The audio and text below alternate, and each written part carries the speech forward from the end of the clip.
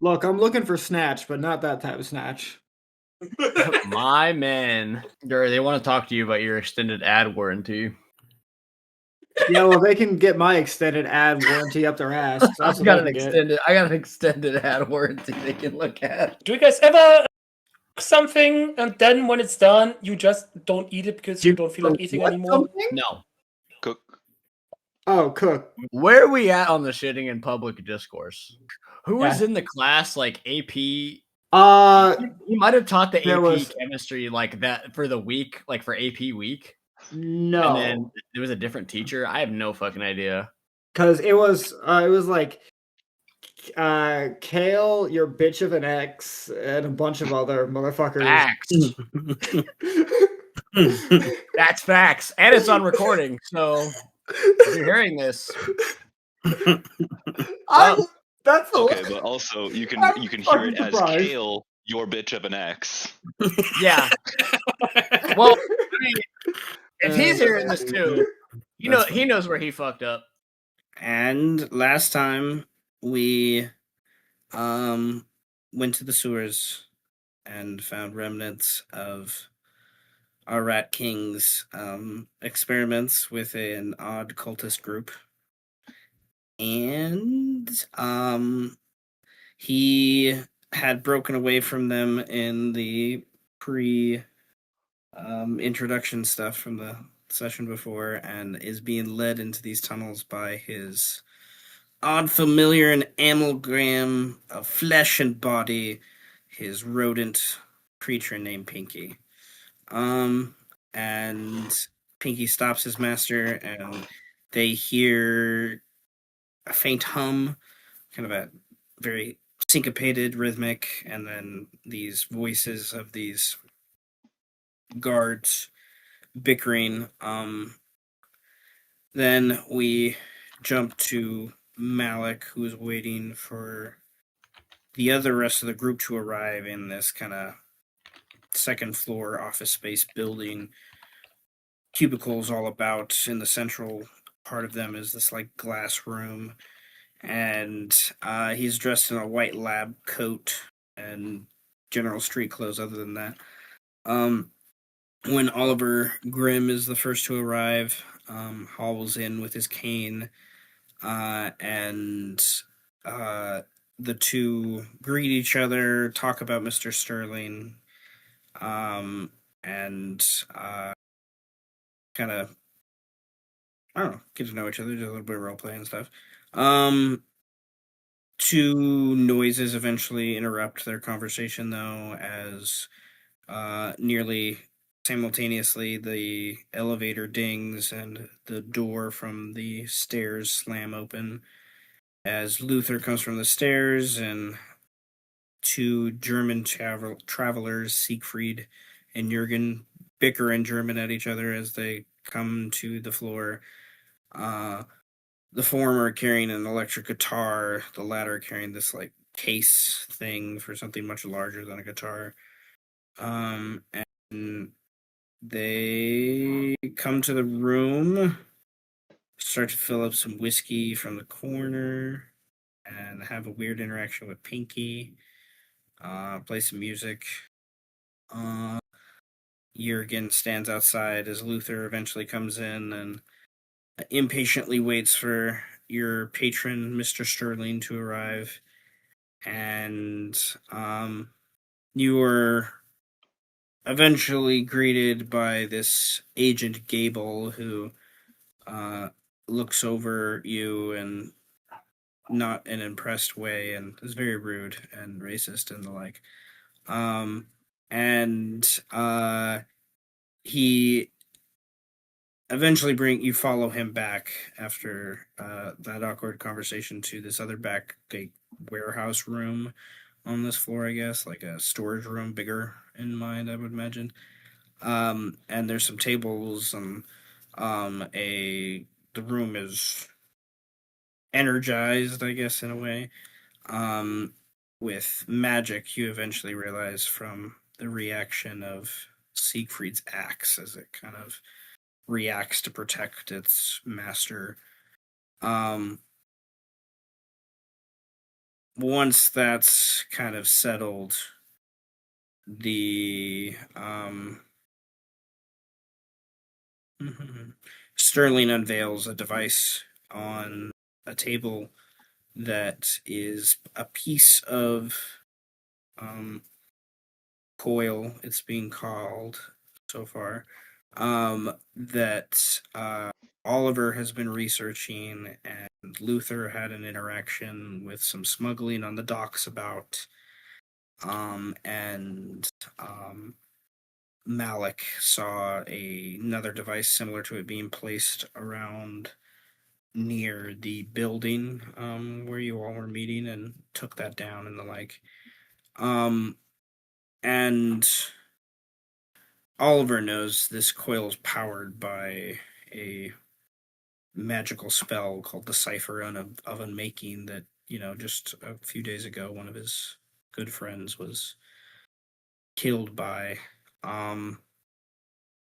Sterling basically plots out a plan that he knows of and asks very urgently and quickly for you all to help him about trying to waylay this magical coil from being activated. And he doesn't even seem to know its full purpose. He just knows that something kind of snuck under his nose, so to speak, and he needs help to kind of make sure that this weird group of I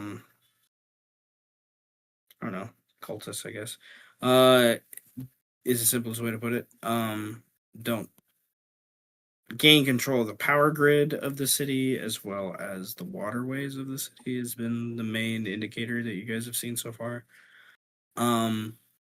So we split the party near the end of the last session where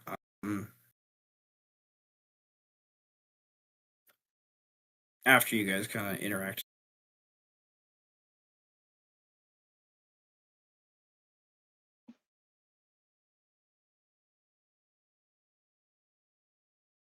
Oh.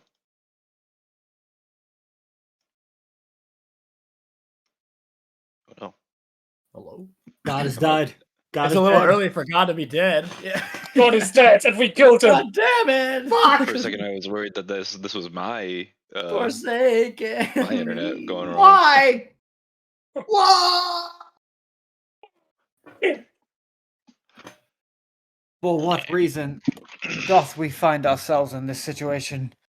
Why have thou forsaken us, O Lord? Damn it, God, microphone. Well, I do not need. maybe this is my recompense for attempting to draw the Rat King. He was giving me the codes. He was giving me the laws. I was putting them into the rock. Sorry, with blackjack and hookers. It's just he stops halfway through the first one though. Thou shalt not. I don't know. Thou shalt not. What shalt I not? Fuck. It could mean anything. He just made me write thou shalt not 10 times into a stone. Thou shalt not what, man? He said I'd be saving You think time. that's what happened and Moses just made everything up? Oh, fuck. Yeah, sure, why not? He's a made up person, so The bits are crazy. Who, Moses? Moses is real. That dude opened up the ocean. You think he's fake? What? Huh? yeah, well, Samurai Jack traveled back in time. So I guess he's Yeah, he real too. Yeah, I think Aku is actually real. John Darso makes a Shape-shifting master of darkness. That shit comes in all forms. I added a stress box to my shit. Yes. Oh, Stress box. Yeah, we got an AP. We got an AP. Oh, that's what you meant. Yeah. An attribute? Yeah. Correct. That's the one. Oh, we did get skill points and shit too. I probably can't use those. Yeah, non-combat and combat ones. I might be I able to use managed. them definitely. I managed to bump my stability to an A. Holy.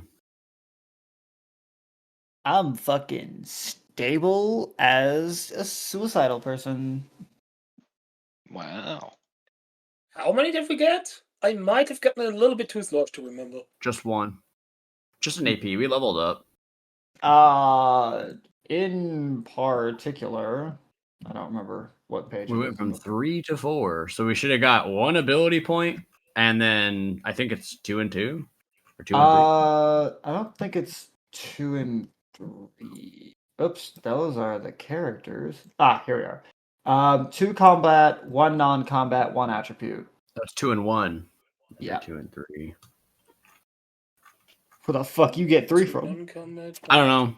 I would have loved if it was 3. So how much? Oh, because I had leftovers. 6 That's where I or got 5, 6? You should have gained a total of 5 XP. So you should have your XP track should be 0 right now. Should be 0, but another level. Yes, because it's 5 experience per level. So I only keep track of what I need, of what I have for the next level. Get 1 attribute point every level? No. No. It's detailed out in the book what you get. If I remember for correctly, a it's level. every 4 levels that you get an attribute point. Yeah. Yeah, it's level I have 4, the book level open 8. up. Just give me the page, please. It comes in. So yeah, I gotta find it. But it comes in. It's page 98. Yeah, it comes in tiers of 4. So like every 4 levels will get the same block of stuff. Most of the time when you level up, you get a skill point though, right? Like unless you're getting an AP or an overload or. No, it's pretty much every level. There's some sort of skill thing. Except the attribute. Yeah, except attribute. I think attribute's the one where you don't get like a feature for an ability. There's like a beat on each of them. Favor level 12 is the only one that has attribute and an ability, but it's ability synthesis. Ooh, and that's really good. Otherwise, yeah. Oh, and level 20. Those are the only 2 levels that have attribute and something related to ability. But if you've made it there, are we really human anymore? No. I'm only human. No. Still human at the core. No, because the last campaign, we made it to level 7 and I died. I made it to level 5 and I died, and then we made it even farther. Yeah, that's true. Okay, well, we will. We have. Wait, before I continue, TSP is combat skill point, right? Yes. NSCP is non-combat skill point. Yeah. That's what attribute point is just attribute point. Okay, gotcha. Yeah, AP attribute point. You get your first, and then your attribute points do affect your affect other things. It affects your strain, your wound boxes, your stats. If your stats are high enough, it will change your derived attributes. I'm just upping my willpower by 1. That works. Yeah.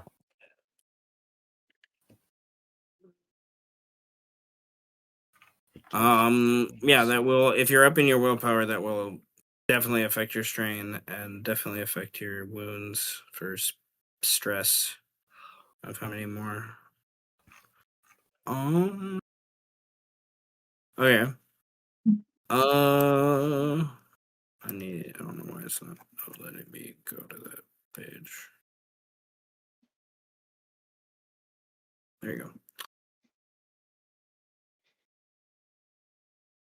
And you guys are kind of at the point where you might want to save skill points for future level ups.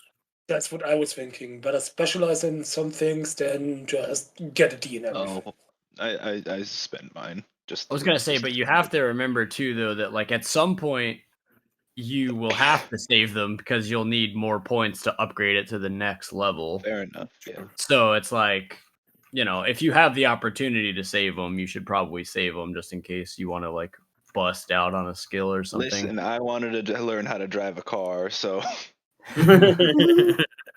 So if I go from willpower 2 to 3, do I get another spiritual strength? You do. You get 2 actually. 3. Or 3, right? 3 spiritual Three! Read the book. Read the book. Read the book. But it's easier to just ask because you guys know more. Yeah. Or do we?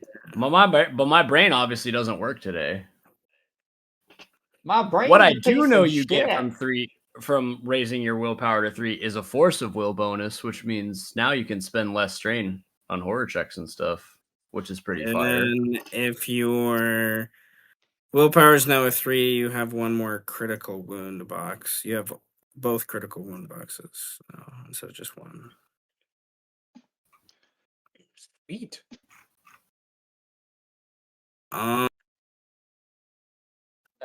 Okay. Are there any other? Did everyone else level? Is I guess a question. Everyone should have. You should be level 4. I forgot. That's why I was talking about it, because I just put a point in willpower and got an extra box and got excited. And yeah, you get more strain, and then that might change your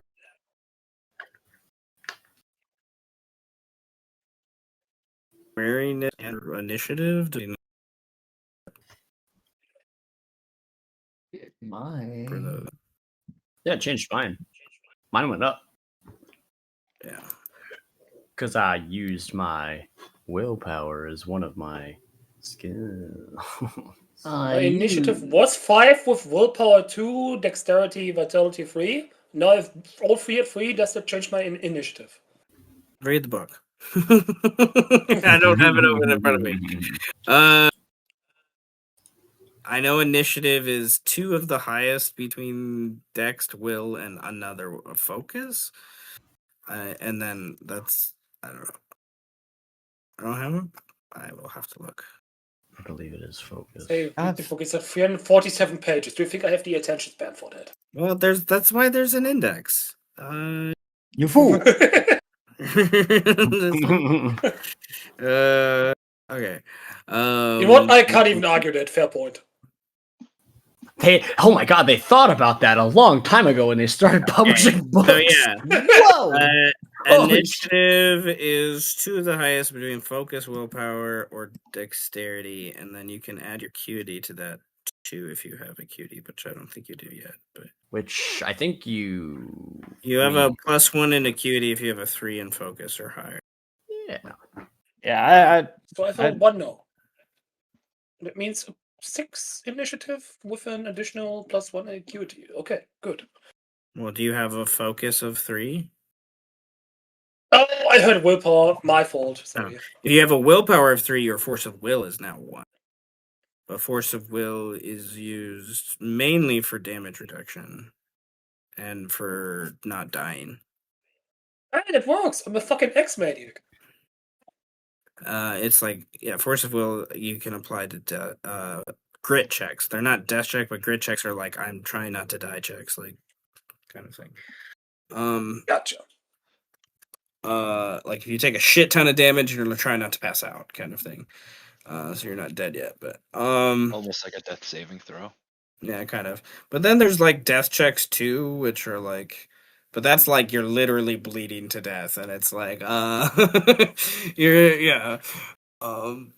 those things, it's interesting how it plays out. But it's you roll grit checks to not die, right? To make your death checks easier, I think. Basically, right? If I remember it, it's been a while, and I don't expect that happening today. Well, the last time we expected that to not happen, we did have to roll them and then had to learn how to use the rules. Well, as I look at a grit check, let me see. So did last time.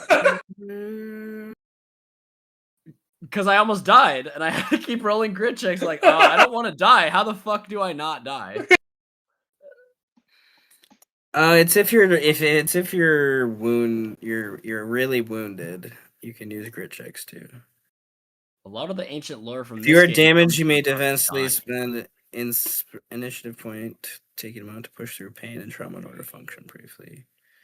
Yeah, so it's like to get rid of the negative bonuses that happen from being wounded is mostly. But All right. Well, we have 3 scenes.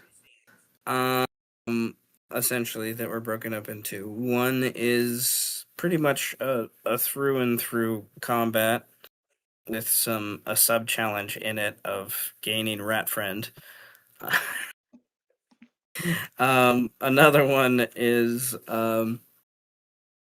driving across the city to the southern dockhead, more or less, with Adrian and Oliver trying not to be, I guess, gain attention from local police and the stuff as you speed to the third location.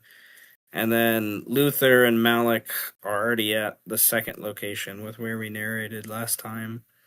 And they need to figure out how to, with just the 2 of them, deactivate this device.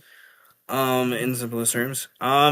So I'm gonna say I will roll a D3. Let's see who we go for first.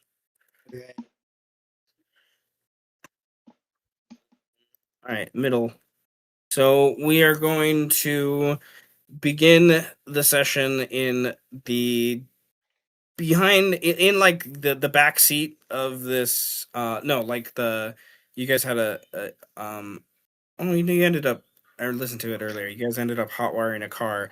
So we're like in the back seat. The camera's in the back seat of this car, and we have who was driving? I think I let Oliver drive because he Yeah, hot wired okay. a car. Oliver's in the driver's seat, and then Yeah. you're in the passenger shotgun seat. And it's New York City streets, but it is like 3 a.m. or so by in the morning. By the time you look at the clock in the car, so it's not as a crazy impact on the streets as it definitely could be, which is somewhat in your favor for situational modifiers, in mind. You have a challenge of a drive checks to basically get to the third position in enough time to where the destabilizing that you've done that kind of paused time for that briefest moment, and then time has continued, but it's still like the apparatus is destabilized to get there before it like reactivates or explodes. You're not sure. It's just like by what Luther and you guys saw, you need to try to do something about that, or there will be some sort of pulse, if you will.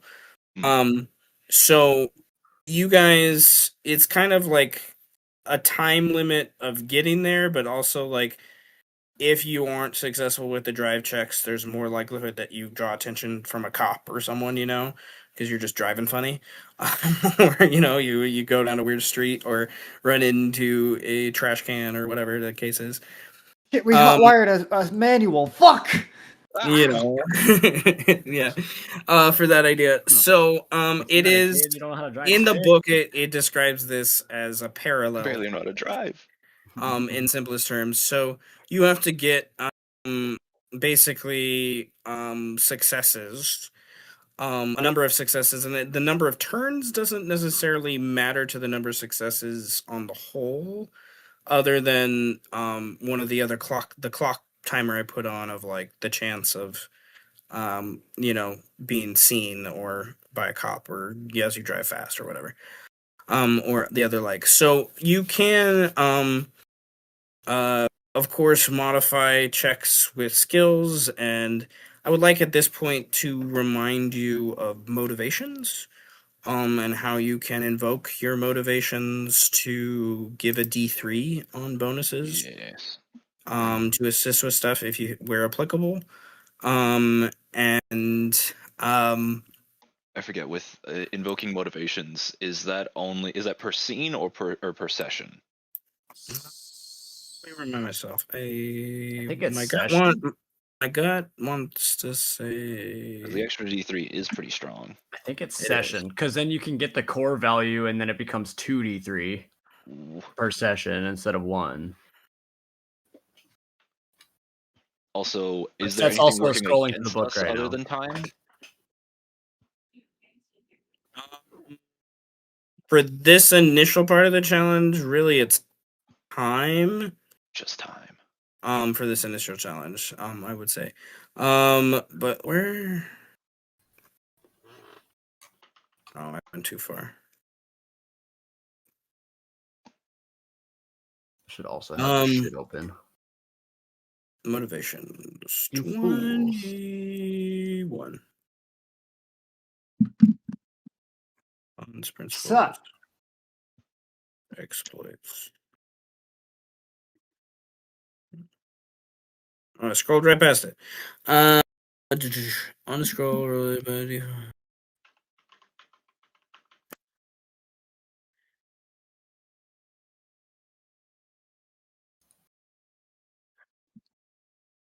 Each motivation can be invoked once per session. Yes. Okay. So you each have 2 motivations right now. You guys have for your level. I do have one that can help. Yeah. So where applicable, and then I would like to also, at this point, I will say the difficulty for the first one isn't necessarily very high because of how this kind of challenge works. And it's just about being a generally skilled driver to get through the city streets. But there is an opportunity where if you have, to me, it makes sense to be an awareness perception skill that maybe Dr. Current could do, or Oliver could do, where there's tactics bonus you can give yourselves to kind of give your a pool or manipulate the scene and stuff like that. Tactics is kind of interesting in the different ways that can be applied. But there's also I would allow if Dr. Current just wanted to roll a collaborative check where Oliver takes the lead with a drive. Yeah. And you add an awareness. You add an awareness perception to kind of just like you're looking out too over his shoulder and trying to just don't turn here, shit, no, Yeah, okay, no. I like that. That's what I was thinking too. That's literally what I was about to. So but if you do that, a collaborative bonus takes the place of a tactics bonus. So it's kind of just it turns in more to the collaborative instead of each of you rolling a separate check to kind of have a tactics kind of give manipulation to the scene a little bit more. That's the whole point of tactics in a lot of way. Right. Yeah.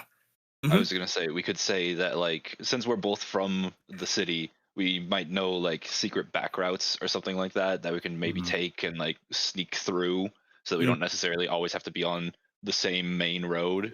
Well, and my question is, are we playing this scene like you've never driven a car before, or how are we doing this? I have driven my mom's car once. Okay, so you've never driven a car in a high pressure situation. Definitely not high pressure. Okay, so have you done hours? Cars Literally, Mom and I have sat down once in the car, and I've driven it once. So this could also turn into I'm teaching you how to drive a car, which might be weird. I love it. Okay, I'm gonna increase the situational bonus with that. Yeah, I was gonna say because this might turn into me teaching you how to become a Formula One driver. I might just be like, you have to turn here. I can't turn here. I don't care. You have to turn now. Oh, you were just a homeless man. Isn't Formula One just more sophisticated NASCAR? Yeah, this homeless man has driven tanks in Nam. Okay, I don't want to fucking talk about my driving experience. Okay, so unless you guys, so what is Dr. Current's driving experience? I think that's important for this check. Well, I don't have the drive skill, but okay, there you go. I can imagine I have been carted around a lot, but I would imagine he's smart enough to know how to drive a car. Okay, so with that aspect, it I'm not a professional depends driver. on it, you guys can manipulate it a little bit more with the tactics bonus. Is still the only thing I could say to it. I'm gonna say the situational modifier is at a -2 right now because awesome. You've driven once and you have an old rat man that it knows the city, but he's in a car trying to direct things in a way he's not used to perceiving. I don't drive in this fucking city. I walk everywhere I go. And I just York, imagine. No one drives. Yeah. I just imagine Dr. Current gets angry very easily. Yeah. Places and is just like screaming more than anything else. Well, I do have a motivation that can help in this situation. I have a motivation called "Have You Considered?" Quick thinking. So I love he it. Ooh, can. cool, actually. He is very good at I think the knowledge of the city helps a lot more than it seems like it would. Even if I am getting pissed, because I feel like he is screaming at you, like, "How the fuck do you not know how to drive a car? And, like, do your parents do you live in a barn? Were you raised in a barn? I don't understand. Turn here." And that's like you literally in the middle of his rant. Direction. In the middle of his rant, just be like just screaming, and this is fucking bullshit. Can you believe this shit? I fought. Oh, for you this need to make a fucking U-turn. Yeah, I fought for this fucking country. Turn left. What are we all talking about? also, when I've been waiting for like a moment for this, so I think that it would be good. Like as soon as we get into the car, like I say, Dr. Current, I'm actually a huge fan of yours. I've been following your work for a little while now. You're a lot different than what I expected. You picked a really bad time to fanboy over me at the current moment. I think you need to just drive the fucking car. I mean, I'm trying. And by that I mean put your foot on the gas. Put it in the drive and put the foot on the gas and go. Which one's the gas? Oh my god. I'm gonna die. And then I have to face my feet. And then I look up at the sky and say, I'm gonna die. Today's the day. To die. Today's the day. Okay. The haunting level is at 2, by the way. So if we become ghosts, we will be joining that shit immediately. And you say that out loud. I don't know what a haunting level is, but you're saying the haunting level is at 2. Yeah, the freaks are out tonight. As you're looking up at the moon. It's yes, the freaks are out tonight. So if we die, I just want to let you know that we will immediately be sheltered into the spirit realm. The what? You heard me, bitch. The spirit realm. Now drive the car. You heard me. I'm gonna finally make a drive check. Actually, I have a D. I'm a secret agent. I'm allowed to be belligerent. You heard me. All right. Hey. Okay, so I got a +2 on the dice, and are we using focus, perception? What are we doing here? I would imagine focus, right? Oh, I don't thank God. I'm gonna roll with focus. So we should roll with I was thinking earlier I could make an argument for perception, focus, or dexterity for drive. So can I please do focus? I am fine if you guys choose whatever of those 3 makes. I think for Dr. Current, perception or focus makes a lot more sense.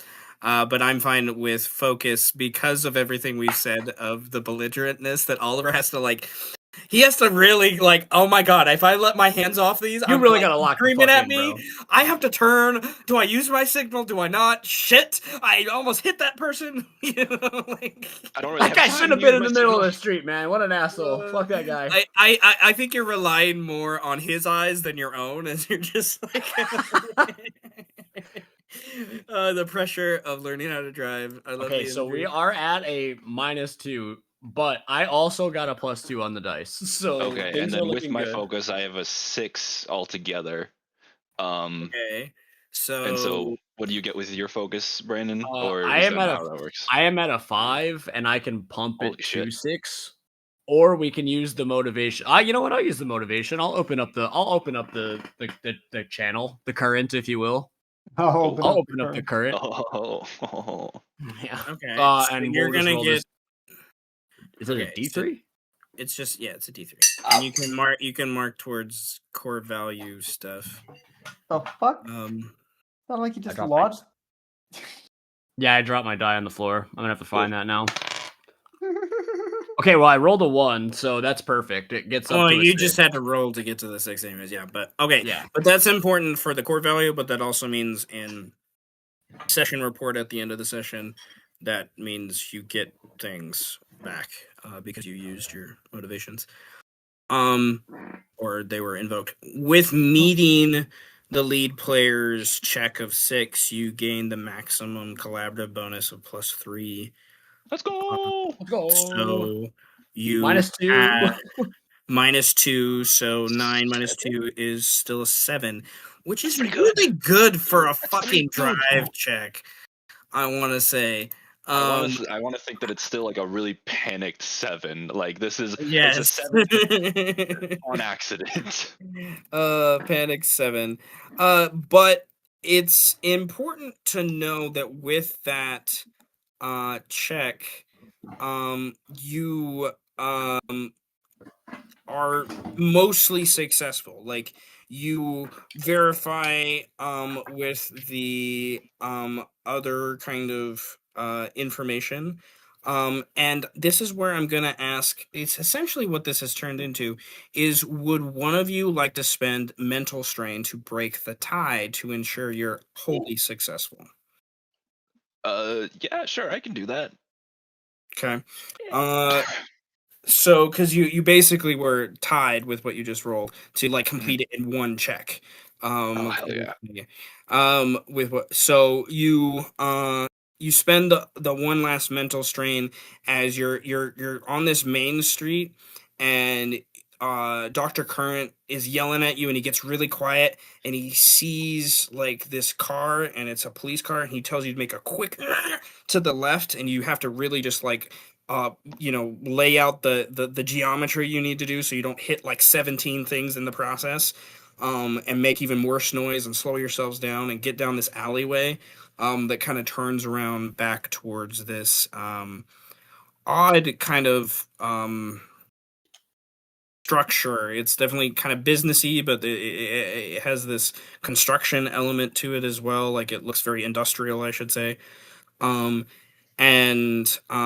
when you arrive, there's this obvious like main door that has these like that are metal doors that have this handle that obviously is like very dense and high tech, and if you will, and like you need some sort of key. There's no key card, but some sort of physical key to actually get in. There's no guards and whatnot around, but you smell as you get out of the car like the burnt rubber, and you see marks on the ground like there were people recently that just left here. Is kind of the impression you get. I would like you both to roll just a raw perception check. Raw perception. Okay, that's not nearly as good. I got a 3. Okay. Okay. So a raw perception. Does my vigilance affect this at all, or like? This is an active look. This is something active look. Yeah. Okay, I got you. Okay. So I am at a 4 question. Okay. Mark? Yeah, I'm at a 4. Okay. You both with a 3 and a 4. The 3 was the difficulty. You see as you get closer to the door before you come to the handle, around the doorway, both of you recognize, because of your knowledge, you could spend more time investigating if you want, but time is the idea, and it is kind of the consequence of that. There are kind of etched with a charcoal or chalk these symbols around the doorway that That's no good. are not, obviously English or, any sort of like gang, like it's occult stuff. Like it's pretty clear once you kind of get a moment to look at it with your guys'. It's just innate knowledge that you both have. You then, as you get closer on like the wall itself, you have like the plaque that like has a small plaque, not super big, but it kind of defines the building, if you will, and it's like printed on that kind of plasticky green and then white lettering, traffic control grid for such and such to such and such like area of the Manhattan, like, and it's a significant number of streets that this is like kind of in charge of. It's like the power apparatus, but maybe some of like the actual like control systems that like keep the automated stuff kind of rolling and whatnot. And you of course, need to decide, do you break in? Well, I guess, do you, seeing these weird symbols, not break in, do you, do you grab the door? Do you investigate the door? Do you go in? What do you do? I look at this obvious child next to me and say, I take a hit out of my inhaler.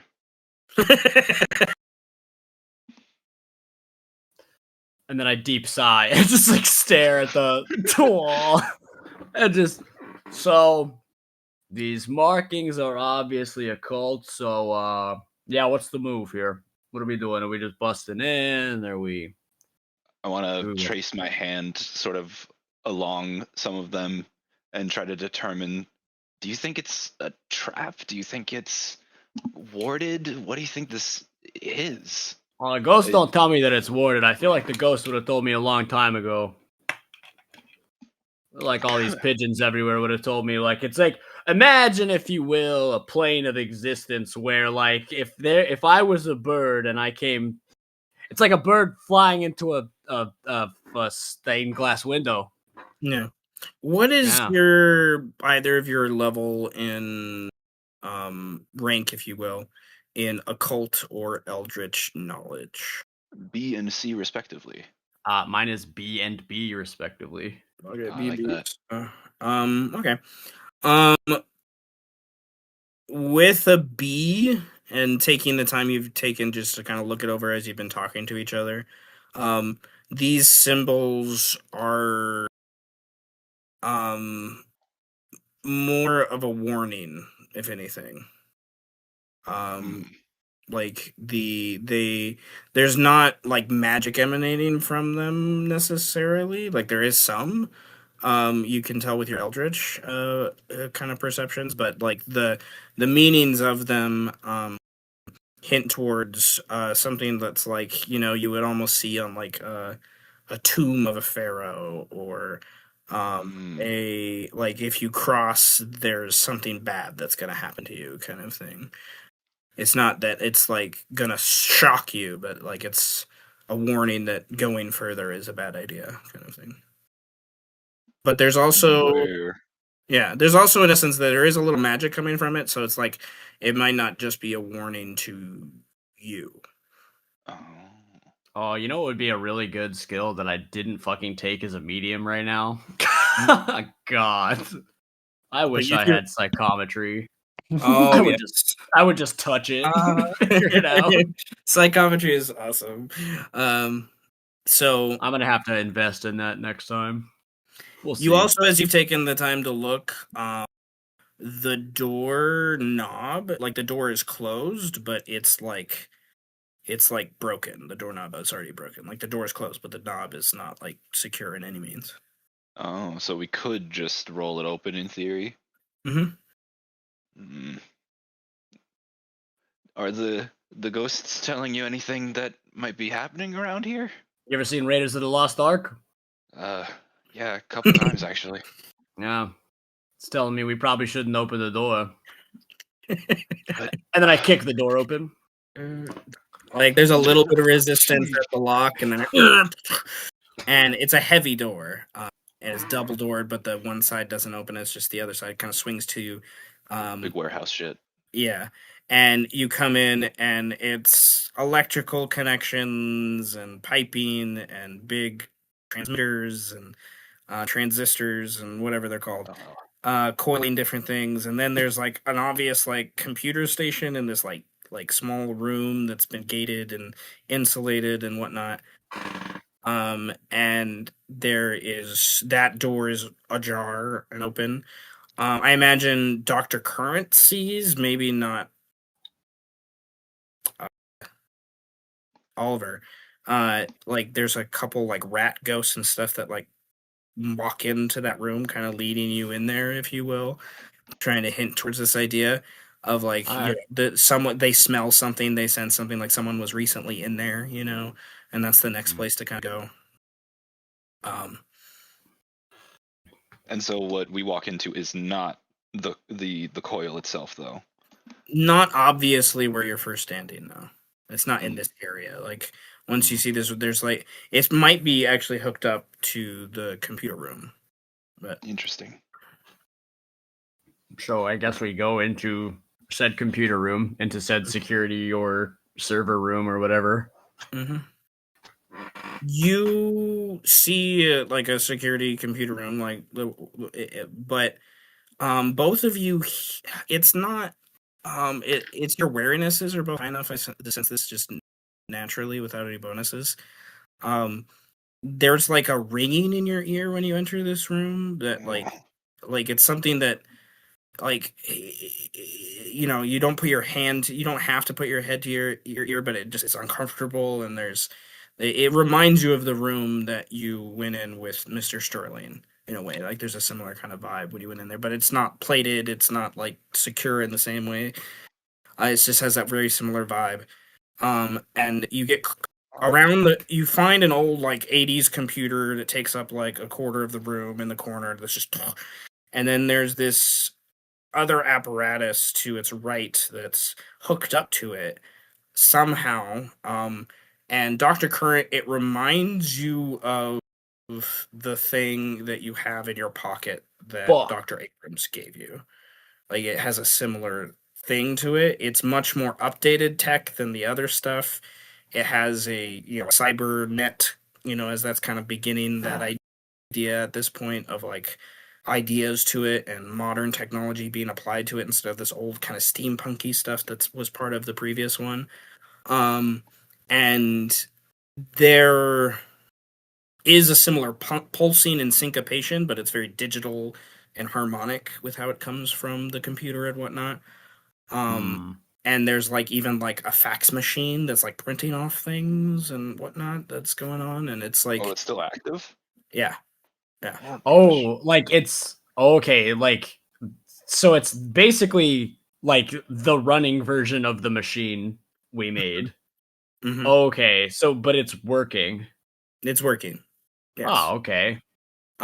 You can roll at this point an occult or eldritch knowledge or some sort of investigation or science skill that you think would make sense if you wanted to do a hybrid with that. I know both of you have decent occult and eldritch. So that's probably your better choice. It is a lower difficulty if you do the magic side of things than the sciencey side of things, because it is, I feel it's a magic device that's been hooked up to a computer, and the computer is downloading the information. Like if it was in our world of 2025, it would make more sense to be almost like a cloud system or something like that, but like magically made, like is kind of what it's doing. I think if anybody is going to roll for computer, it will be the young man, because I imagine this dude is so ingrained in not having computers. Yeah, I would argue not fair. If you had cybersecurity, which is the universal skill, you could use that too. But yeah, Eldritch definitely makes sense, and you having a B would be very helpful towards this, both of you. Oh my god! I rolled a +3, bros. Let's go. I rolled a 0. Oh. Is it Okay, with? so this I would imagine is with focus, not good. yeah. This is definitely focus. Yes. No. I am at 6, like just before strain. I am at 4 without strain. Then. Okay. With your checks, you're actually both successful with that. You don't need to spend any strain. You're pretty confident with what you see. Because we're doing Eldritch, right? That's why. So it's the lower DC. Okay. Yeah. So it's kind of almost like an extra sensory kind of thing that happens, like a detect magic almost. I feel like happens, in like D&D terms, where you guys start to do sciencey things and look at the construction and the mechanics. But there's also like a sense where I imagine your eyes start to see where energy is flowing, and there's this red energy kind of gathering near these places, and there are 50 plus different like little nodes, if you will, that have all gathered together in this small little, like, not small, like it's just fucking on a big fucking desk, but it's like small for 1980s, I think, tech in that way. But there's just like it is complicated. There is this idea that kind of sets into you at both at this point where the traffic control grid that this has been hooked up to, you understood the water and why they need that essence and how water is the essence of life, and finding that and having that purification thing to bring into what the coil's doing to allow the cipher to balance out makes a lot of sense.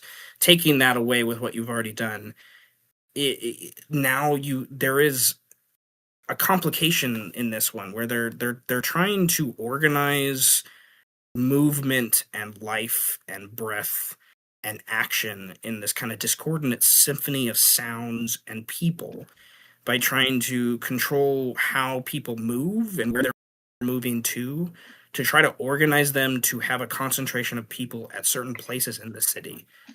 And that kind of realization sets into you all that why would they need to have concentrations of more cars here and here and here and people and engines and fuel and gasoline, and like there's a party happening here, and there's all these things that happen downtown, and it's just like they're trying to organize They're using something people as conduits. in a way. You might even think of that, like, and this system that they've hooked up is helping them kind of conduct that symphony and kind of organize that.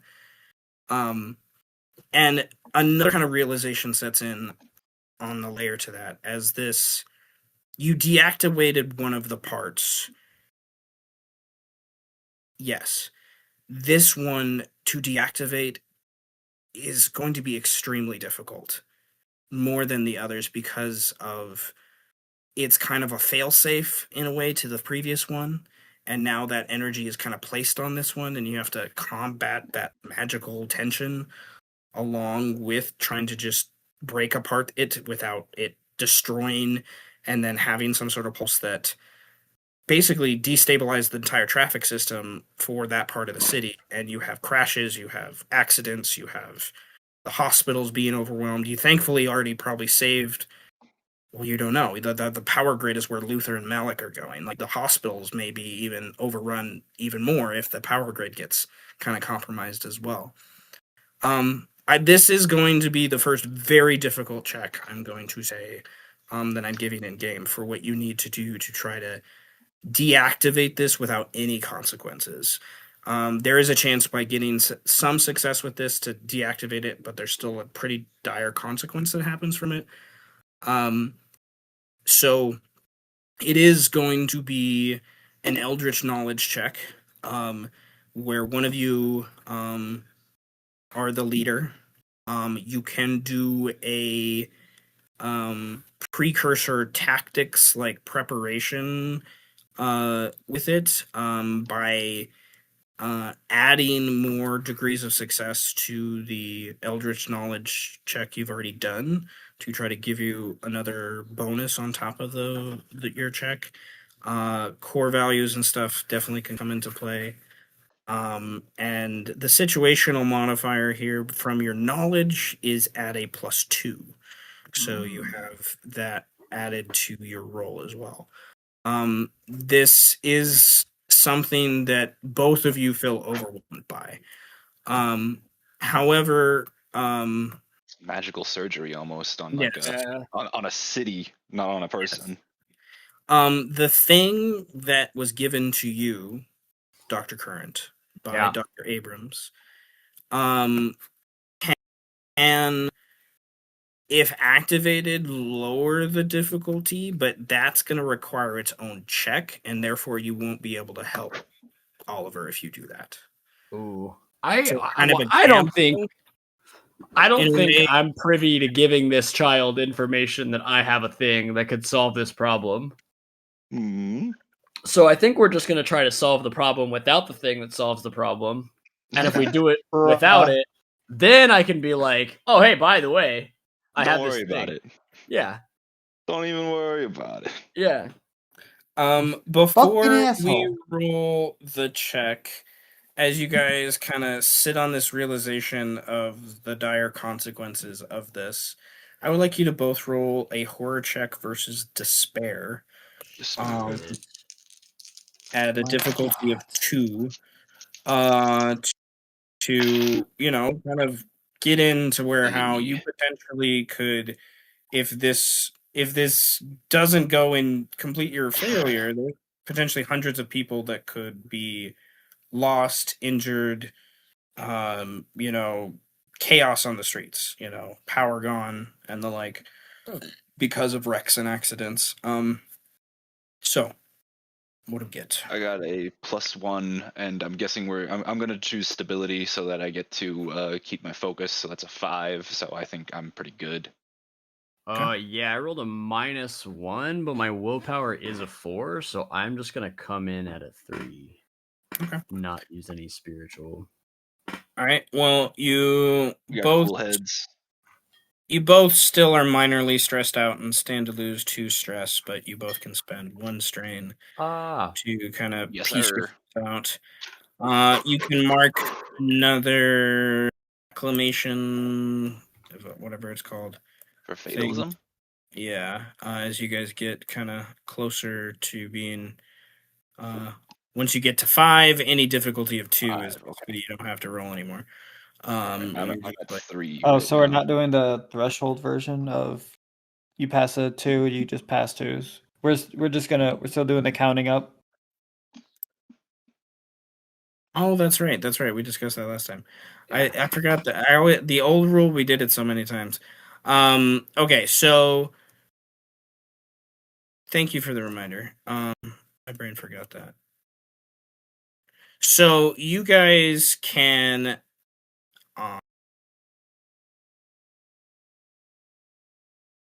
for the next time, since we already rolled, I think for next time we'll do it that way. But and because now you guys have that threshold thing going on. Yeah, that's right. You can spend humanity to just kind of avoid it. Kind of thing, which is a more useful resource at this point. Computer. All right, so passing the horror check, you guys need you first and foremost, you are currently at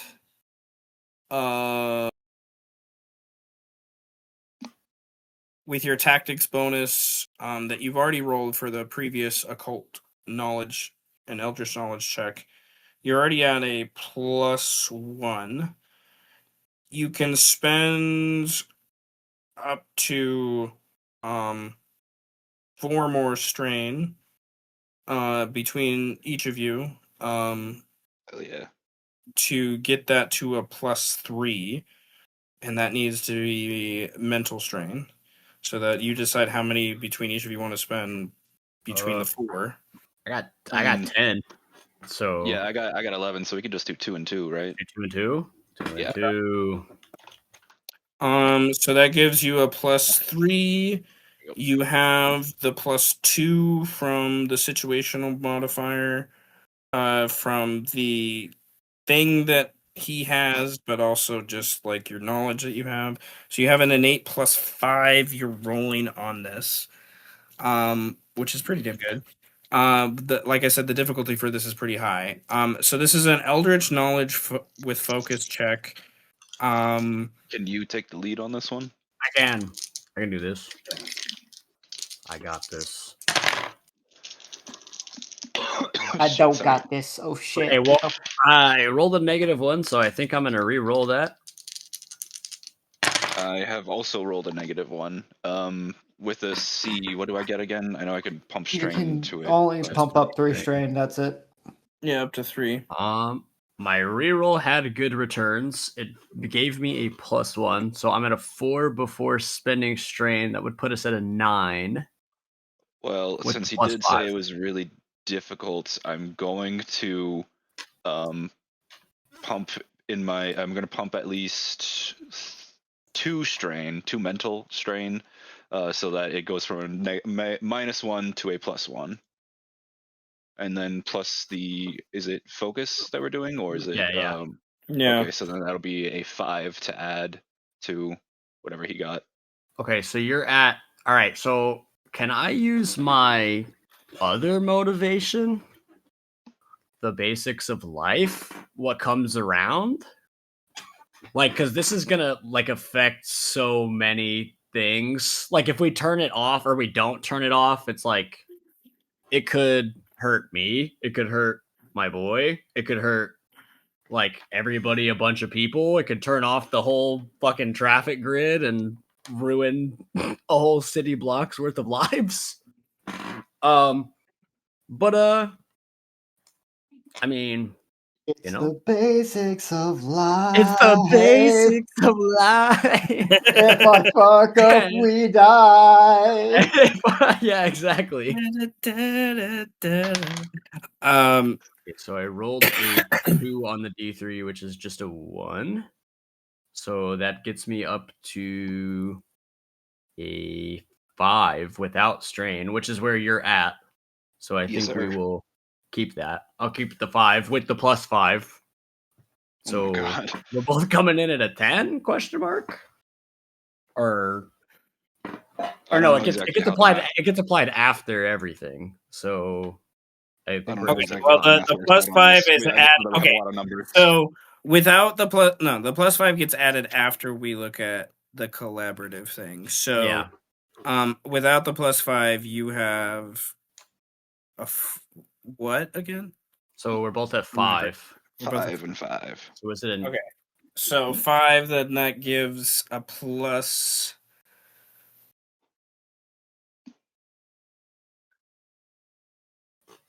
Two? Yes, 2 with what I'm looking at here.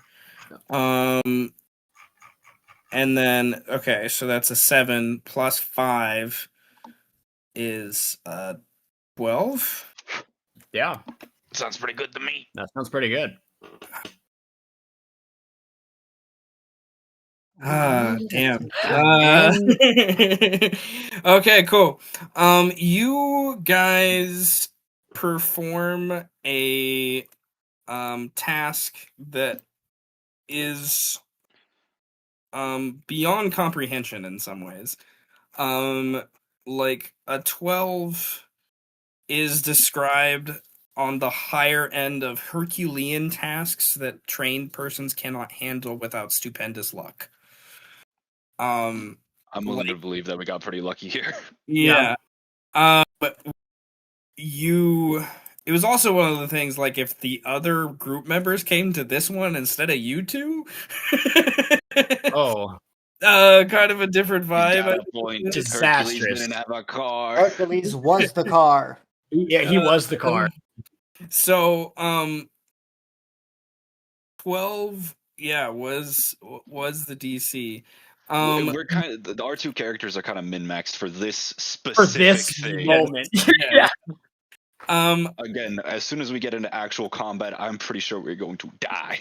No, I'm just gonna say most of people. I'm going to die. I have combat. I have combat capabilities. All, have a you're successful, right? The apparatus powers down. There's and nothing other than that happens, which is like the good thing. Like, you don't feel anything. There's no vibes. There's no reverberations. The ghosts around you, kind of, Dr. Current, gather in curiosity for a moment in the room. Did we do it? I would assume so. It seems like we haven't blown up yet, so there's no more electricity or anything either. I think we did it. Well, that went well. Yeah, a lot better than the other experiments that I've been doing today. I think I just Wait, I think I just. What do you mean by other? Wait, hang on. I think he like deep sniffs you, like full stop. Like, would you be able to smell human ash? Yeah, I'm gonna be like, you smell like. Damn, it smells like somebody vaporized next to you. Is actually what it smells like. It smells like somebody got turned into their essential salts all over your shirt, buddy. Just mouth agape. Yeah, probably. Dr. Curran, You start to hear it beeping from the computer now. That wasn't there until like this moment. Perfect cutoff point. Computer's beeping. Oh, right before you can suck my dick some more, the computer starts beeping. Exactly. Hell yeah. Exactly. Oh, computer's beeping, kid. What's that mean? Time to hobble over again. Adjusting glasses. Yeah, you find a layout of the city that's beeping, and there's obviously indications of like where lights are on, off, whatnot. But there's a concentration of like a marking that's like been used here that like in the digital sense that obviously clearly marks where you guys just were in the sewer system, where you currently are now, and then where presumably Luther and Malik are on the way to. Shit, do you think Siegfried's okay? But there's another dot. That was the next thing I was gonna say. If I had to take a calculated gamble on the man who wanted to pet the rats, I would say he's dead. I'd say like 100% he's probably been eaten. He has an army of rats now. It looks like there's something else. Because if that's them and that's where we were, and this is where I don't know what that is right there. Okay, so what tells you that I would know what the fuck that is? I don't know what it is. It just looks like a dot on a screen to me. I don't know. You're the one aware of like how this machine works. Is there some other missing component? Is there, a third party? Is there another person somewhere maybe out around here? Oh yeah, this thing, and I pull it out of my pocket. Yeah, this thing right here. What? This thing turns it on and off. Yeah. Wait, so you could have just turned it off? Yeah. Why don't we just turn the rest of them off? Why didn't we? It'd be too easy that way. You never figured anything out that way. Again, you're very different from. When did you? I sort of like rummage around in my jacket again. When did you publish these notes? Oh shit! Fuck, Ricky, I was high when I wrote that. That'd be crazy as fuck. I was going through flipping through them, just having a bit of an existential crisis. Yeah, that was a long time ago, man. I think I was like, how old are you? 20. Yeah, I was like probably like 20. That was like 20 years ago or something, man. That was a long time ago. Well, but like, listen. I did a lot of parading in Nam, okay, around that time, and I had a lot of shit going on. You guys, by this point, you were given. I'm gonna say you were given radios, by Mr. Sterling. And over the radio, you don't hear Mr. Sterling. Oliver has no idea who this is. You, Dr. Current, do hear a desperate voice from Agent Cruz, who's one of the field agents in the city. Come in, please. Come down. He gives a address and whatnot. Oliver, you're smart enough with your focus to realize the address. You look at the screen is the 4th place. And he's like, "Please, someone, Sterling, send reinforcements." You hear? You got Current. What's up? Kurt, what? Why are you on? You? Oh shit! I'm in the radio channels now, motherfucker. I thought you quit. You hear more gunshots. I hear gunshots. Oh shit! He's like, and he's he's huffing and running. You hear, he's like, "Motherfucker! Oh shit! Okay. All right. I think I'm okay for right now. I'm okay. I wouldn't call it quit. I would. Where's Mr. Sterling? I have call no Gable. Idea. Call Cruz. Call Ellie. Call them all. Where's Malik? Send him here now. Well, actually, they're on their way to go deal with another situation. You want to describe to me what's happening? Can we see also on the map how close relatively everyone is to this 4th location? Like, who is the closest? Technically, Siegfried would be from where you were previously. Ooh, well. And so he does have a radio, though, right? Mm-hmm. He does. He does. Oh God. All right. Do you want to try to? I imagine take this Jurgen's one, holding the radio by this point, and he's like listening in, and he's trying to say something to Siegfried, and Siegfried is still holding meat down for the sword. Yeah, this is Dr. Current. I'm gonna need a location on where the hell you are. Told you, Like the Gowanus canals. Get here as quickly as you can. Yeah. Okay. Do we have any beat 'em up dudes that want to go to a location to fight some stuff? Anybody over the radio? Anybody? You just hear silence. All right. Well, it looks like I'm gonna go raise a bunch of dead bodies. Let's go, kid. I'm gonna try to radio Siegfried one more time, or I guess who's the one? What's the name of the guy of the assistant again? Holding the radio, Jurgen panicking. Jurgen is his assistant. Oh, Jurgen, yeah. Hello, anyone who's there? Siegfried, Jurgen. I think you guys are. You the closest. eventually hear a click of the button, and you hear Jurgen. I don't know if this is the right button. This is Jurgen. I don't know who is talking. It's Oliver. We were in the subway station. Who is Oliver? I don't know who Oliver. I'm the nerdy white kid. The one with the cane, yes. I was so confused because I had no communication device. Like, what the fuck? Oh, yes, I'm the pretty cripple. sure. Sir, Oliver is calling us, sir. And you just hear in the background Siegfried, like a little bit of like exertion, and we're about to jump to Siegfried in a second. Were the rats? Scene What? transition. Siegfried, What was that? I would like you to roll initiative, good sir. Yeah. As the rats begin to unfreeze in time. Initiative. Okay, hold on. What if Oh, This Reddit, is does Jack the next What is my Brandon, does the Rat King have something on his head? Yes or no? Oh God, I don't. Oh fuck. I don't know. I have to think about this now. I have not drawn the top of his head yet, so I'm gonna say there's I room. don't. I don't know what he would be wearing if he was wearing something. So, on the top Like, of his I head. could put the boot on his head, or I could Boot, just give him top a bald hat, head. Because I feel like Bald, he'd be bald but still have long hair. I powder agreed. cap. What did you get? That's 5, if I recall correctly. I don't have your sheet currently open, so that My initiative is 5. So 3DF plus your 5, yes. It's not a top hat. So you get 7. It's not a Okay, top cool. hat. All right. So combat is what we're essentially in. You have to your initiative is a pool of strain in simplest terms is what it turns into.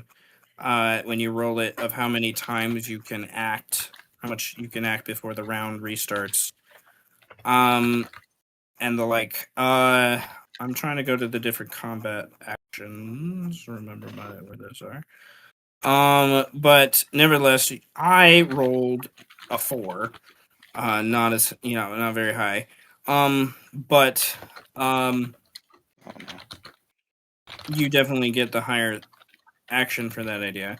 Attacking costs 2 initiative points. Drawing your weapon is 1. A minor move like opening a door or getting something in your pocket is 1. A minor action it is. Minor move, just like moving like a couple feet, is 2 initiative. If you want to move like an area and go to a different location, essentially, which you don't need to do right now, that requires a speed check and starts out as 2 initiative, but definitely can be more depending on how much you run. That's also kind of how you charge and attack things. Using a skill, which is kind of what you were talking about for trying to persuade to get a zombie friend. My brain is farting. It costs 3 initiative. You can also do like a pre-skill check, which is a tactics check for 2 to kind of give yourself more. That's how you like eventually grapple things and whatnot with it. What it is, you don't need to worry about grit right now. You can spend 1 initiative out of combat when you're attacked to give yourself a full defense bonus, which gives you a +1 to your evade or parry. Similarly, you can parry things, which you can do, which is probably something you're going to do more than others just because of your melee stuff. For 2 initiative, evade just happens, but you can spend strain to make it higher. You can guard people. You can flee, which I don't see that being pertaining right now. So, good sir, you are definitely engaged with the swarm as you're kneeled down. The axe is... I don't remember if we described it's in your hand, so you can roll a luck check to see if you have it out right now. Say it's not. Because Okay. he was too busy cooing over the rats. Okay. So what do you want to do, good sir? It kind of depends. What was the initial reaction to the rats being petted? Did they just kind of tolerate it for a bit, or? I think from your perspective, they froze in time, and you thought they enjoyed it. Is your perspective, but they were frozen in time. They were frozen in time. Frozen in time, as in they didn't know how to react, or? Literally frozen in time. They did not move. Like they were paralyzed. Oh. Who's typing so loudly? Brandon? Oh, me. Sorry. Just me. Fucking mechanical keyboards, man.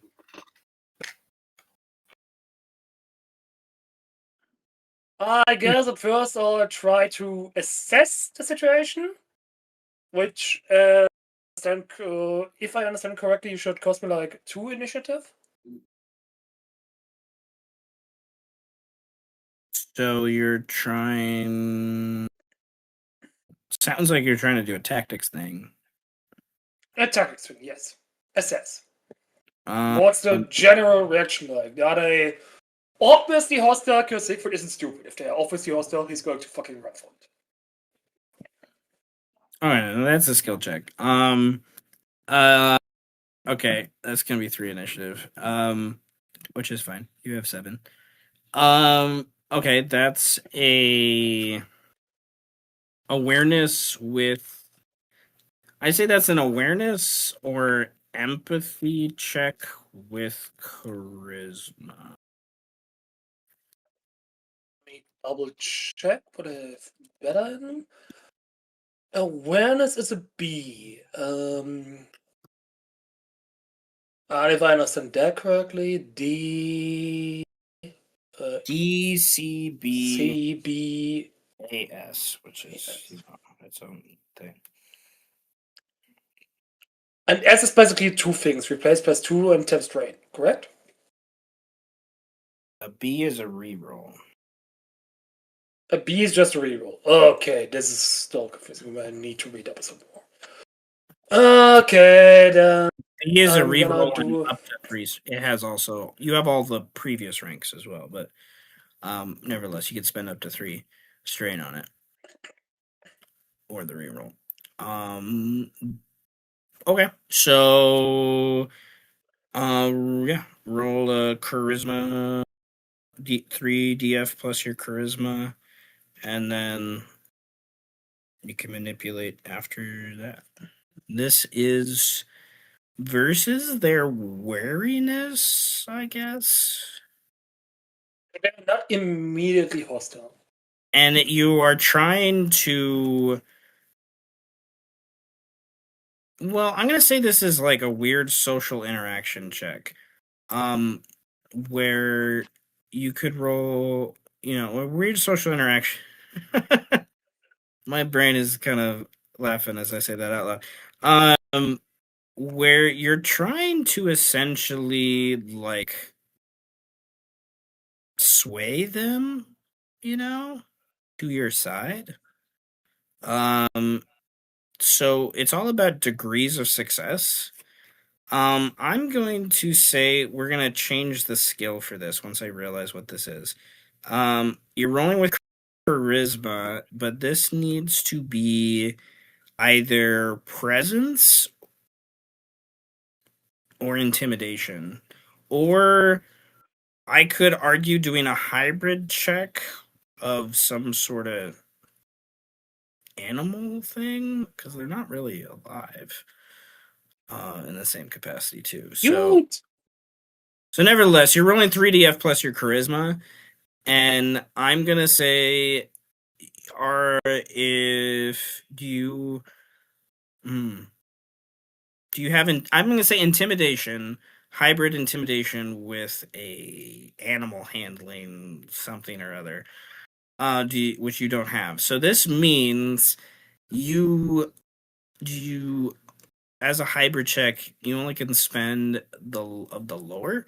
So I'm gonna say you only can spend 1 spiritual strain on this, because this is such an odd check for what it is. However, I will give you D in intimidation and a B in shit. What the fuck was it again?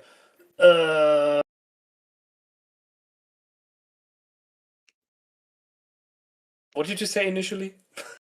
Well, I changed it to this one. But this is like more of like a weird animal handling check. Or do you have Eldritch knowledge? Because they are magical creatures by this point. Knowledge. I don't think I do. No. So hybrid checks, they go to the lower of the skill, and since you don't have animal handling, that means you use like as if it was like a 0 rank, if you will. So you can spend 1 spiritual strain, but I'm going to give you a situational bonus of +1, because you have already taken a chance to try to befriend one of them. So you're rolling with 3df plus your charisma plus 1, and then you can spend up to 1 spiritual strain on it.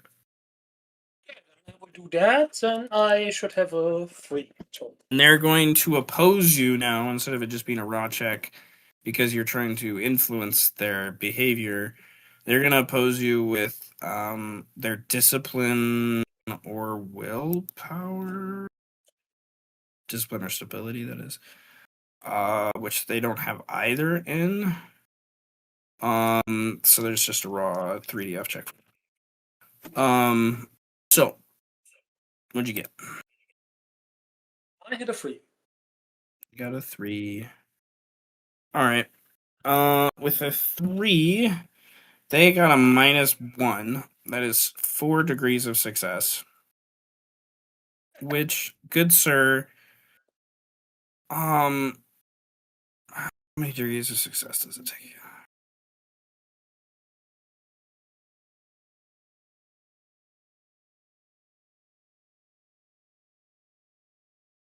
Have many old one zombie reference now?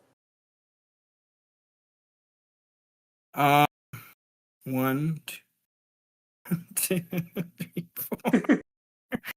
You rolled high enough to move them to the positive. To move one of them to the positive side, to where they weakly favor what you're doing. So I'm gonna say one of the little rats jump in your palm, and then it hisses at the other one saying "stop it," and the other ones just hiss at it, and they start to overwhelm you. So run the fuck away. So we are now both at 4 initiative after that spend. I just saw the drawing. It goes to a breakdown of who has the higher attribute, which is you. So you go before them. But if you attack them, this will turn into our first clash, because that's what the swarm is trying to do, is attack you. If you do anything other than attack, then we'll handle that accordingly. So are we turning this into a clash? No. What are you doing? I want to adopt as many as I can. Oh dear gods. You want to what? I want to adopt as many as I can. Okay. You will have to roll per 1, I'm gonna say. That's what I'm gonna say. So you can roll I'm gonna say you could roll another one, but I'm gonna give you another -1 to the situational. for that because they're now jumping on you and climbing up you and the like and biting at your heels. And I'm going to say while you roll simultaneously, at least one of them is going to try to bite you. And from the swarm itself is trying to bite you, I should say. And it's going to Secret, one of them being dissuaded by one of their own hissing at them? That would make sense. It's gonna spend one of the strain it can from this scene to activate its ability Quick Bites and give itself a +1 bonus to this attack. And he's going to roll. His attack skill is a C, so I can't re-roll. So it is what it is. I roll a -3, +3 is a 0. I am not going to waste any strain on that. Your evade, I know, is higher than a 0. So this thing...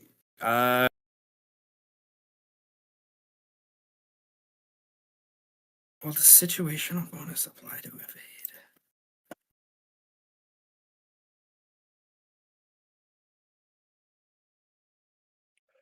To all checks.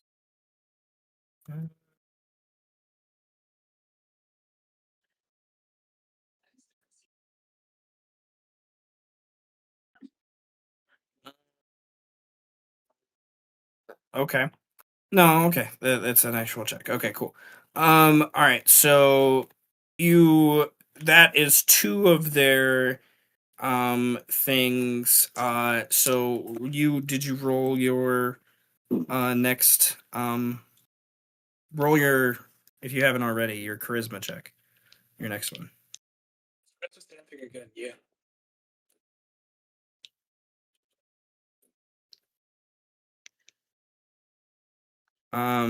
Okay. -2 to that is a 2. And then they're going to roll and get a -1. Do you want to pump any? You can pump spiritual strain into that. You would need to be successful this round. Otherwise, you can save it. Sure. Only one again, or? Only one for that. You only can pump one, yeah. I do it. Make it over. All right. You get a 3. They're again at a -1. That's another 4 degrees of success. Another rat breaks away and doesn't hop on you, but is not trying to attack you, I would say, by this point. But there are still other rats that are there. So that brings you down to 1 initiative, it down to 2, so it has a higher initiative.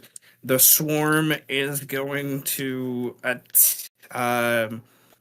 it's going to, I'm going to remind myself about its ability. Is it just once? It's just for one round. Okay. Oh, it's for this round. Okay. So he still has his quick bites activated for this round. So he has a +1 to this.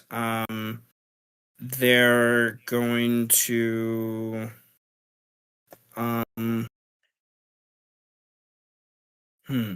they're going to overspend their initiative into the next round.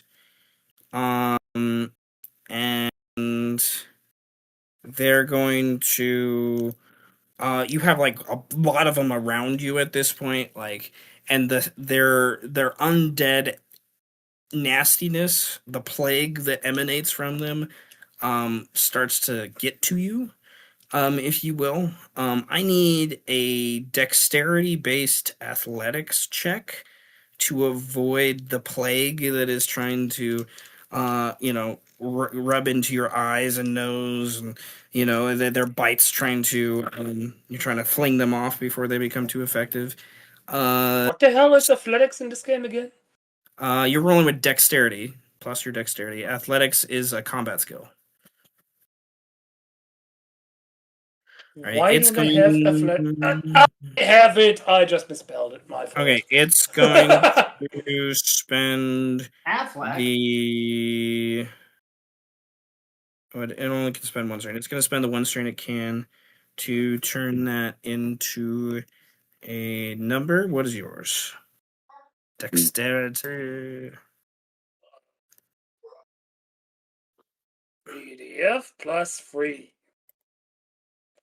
That's not good, but I have a +3 in dexterity, so athletics is a B, so I can probably do something with that. Okay, well, it equaled out to 0. You already had your plus. You could with a B, you could use your reroll for the combat to try to roll again. Do I need it? Or do I get to note it, or do I just get to reroll? A 0, it's gonna hit you with a 0. I rolled a 2. I'm coming in at a 2 right now. All right. Oh, that's way better.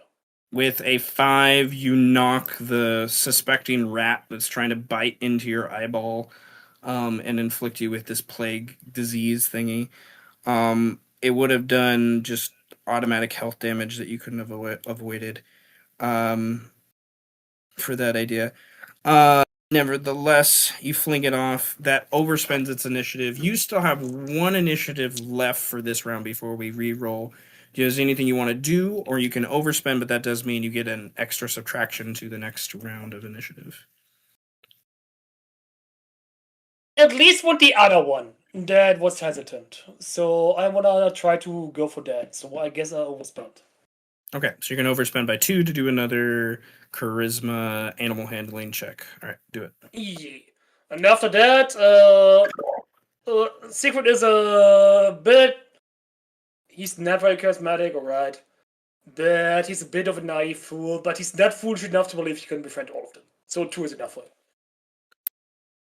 Okay. With a 2... Well, you got to roll.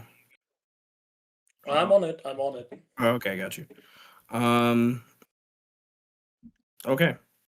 With what you rolled there, I'm gonna say you don't. You would need to. I'm coming in at a +2. So you need 4 degrees of success to convince them. You may not be able to do that this turn. At the end of this turn. So, even spending the 1 spiritual strain will not be enough. So you are fighting with all these rats and swarming on you. You have one in your pocket, another one kind of questioning whether he follows you, but still kind of confused. This comes to the next round of initiative. I would like you to roll another 3DF plus your initiative -2 because you overspent. And I'm also at a -2 because I overspent. So...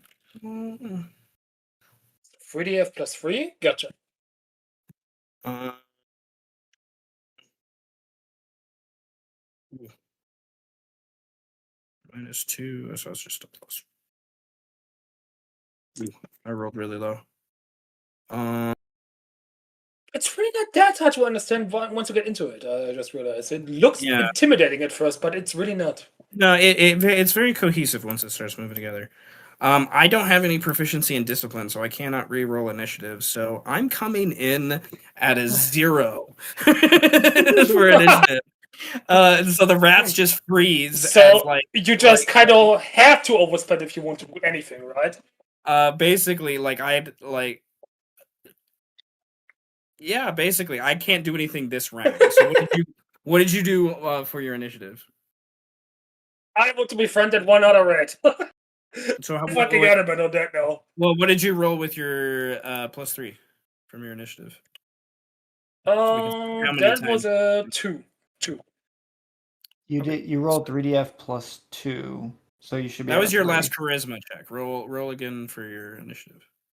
No, that was the initiative. Oh, okay, cool. So a 2. So you can. No, wait. Did you say -2 or -3? -2 to your initiative. So you should. Oh, okay. So it's a free. Yeah, he rolled +2, not +3, as he should. I got you. Okay. Yeah, that was my fault. So it's a +3. All right. So you can try once more before they get another chance to act. So roll your 3DF +2 for your charisma. It's still at a -2 because of the situation. So you're basically rolling at a 0. So just roll a 3DF and you can spend 1 spiritual strain to try to convince them. They're gonna oppose.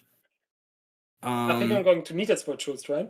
They're gonna spend I'm definitely gonna spend one of that. their last. No, they're gonna save their strain. That was a pretty good roll. I'm coming in. I got +3 on the dice, and they have no bonuses to their willpower. So that is, I'm coming in at a 3. He's coming in at a 1. All right, so they resist you. Let's roll initiative again, and no negatives this time. So I'm coming in at a 4. They don't have a very high initiative, to be honest. So much fun! I'm just trying to befriend zombie rats. I fucking love it. All right, roll 3df plus your 5. You have no minuses this yes. time. So you come in at 5. All right, so good. You still haven't really like damaged these things. You know, you befriended 2 of them. For that aspect, what are you gonna do? Well, eventually the rest of them have got to be realizing it, zombies or not, right? Mm-hmm. I gotta keep trying to prevent them. Oh my god. I think he's actually going to get eaten. He's actually going to get eaten. Roll again. 3df plus 0. Yep. I don't think Dr. Kurt was right. 3df plus That 2. code is 100% dead. It's still a situational -2, so it's basically +0. Okay. So just 3df. Yeah, and you can spend 1 spiritual strain. All right, they have a no bonus to this. It's just whatever they roll. So it actually, you have a decent chance, ironically. All right, so you have. Can I declare? Wait, before you go on, question. Can I declare whether or not I spend spiritual once I know your result, or does it have to be before?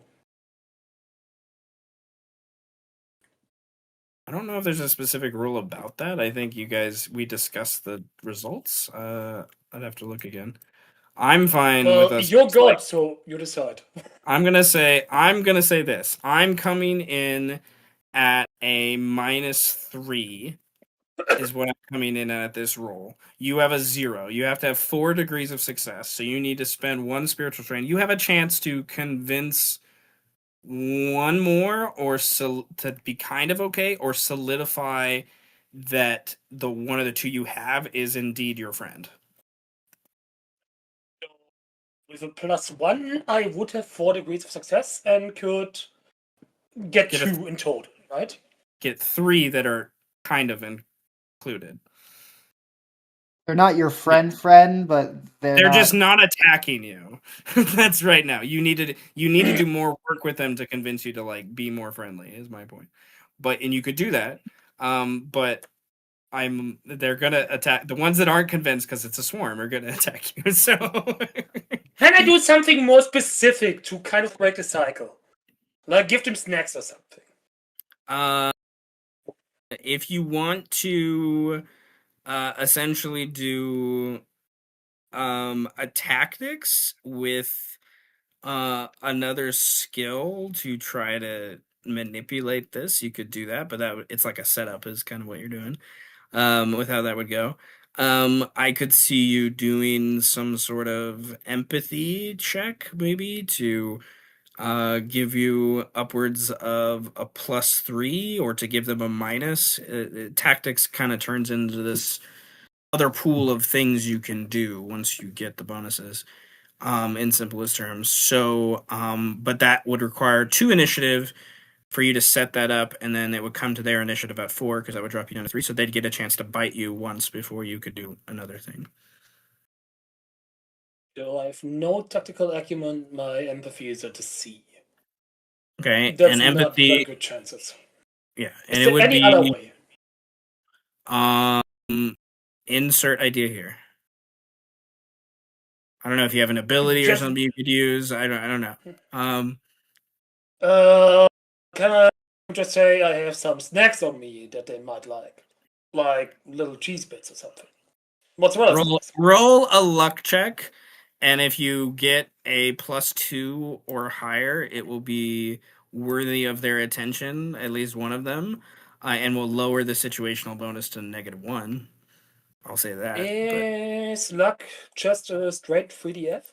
3DF. Unless you're a hero, heroes can do crazy things with their luck, but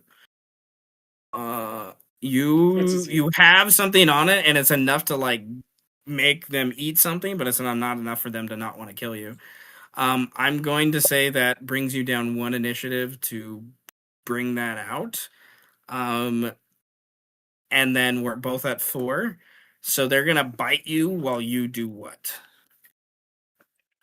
They're going to spend 1 of their strain to activate quick bites again to give them an extra +1 on the. You know what? The rest are clearly not going to be persuaded. I'm taking my 1 friend and I'm running. All right. If you're running out of the area, then I need you to roll a 3df plus your speed bonus, and you can manipulate with athletics to see how quickly you get out of this sewer area and away from them. You are going to basically hold on before you do anything else, as I need to look at. Don't roll anything yet. I need to look at something. Because you're basically, I think, doing a flee is what you're doing now. Okay, so you're gonna spend 3 initiative to roll a speed athletics check against the enemy's speed athletics to see if you can flee from them. My speed is a 3, athletics is a B. So that I think that means I can replace a +1 as well, right? That's an A. A B is a That's an reroll. A. Yeah. And a B is a reroll. Inlu is outside of combat. Yes, also that too. That's so confusing though. Like an A and an S is like everything else, and a B is just two things of those. No, a rank is everything below it, including itself. So a B is a reroll, and you can spend up 3 strain. Okay. I rolled for my speed, and then if you're unsuccessful with this, I'll roll for the bite. So you need to beat a 4 is what I'm coming in at with the roll and its bonus from quick bites, which gives a +2. I could spend. So you have a 4 in total or 6 in total? I have a 4 in total. That means, if I understood correctly, I can spend 3 strain in physical with a B in athletics, and that means I run away. You get a 5, yes. Perfect. Gotcha. All right, then I'm doing that. All right. So you break away from them. There's bites and chitters at you. You have gotten into the next area, and you know that they are. That was 2. They're going to spend another 2. You know that they're going to quickly come behind you, and they are very quickly. This will basically, I need another speed or stealth check to not turn this into a chase scene. Hold on. I'm in the sewers, and that means there is a walkway on one side and one on the other. Correct? Yes. Can I make the jump realistically as a regular human being?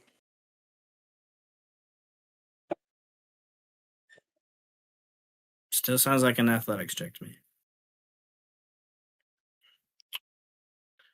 Yes, but could I realistically make a jump? Yes, I'm saying you roll an athletics check.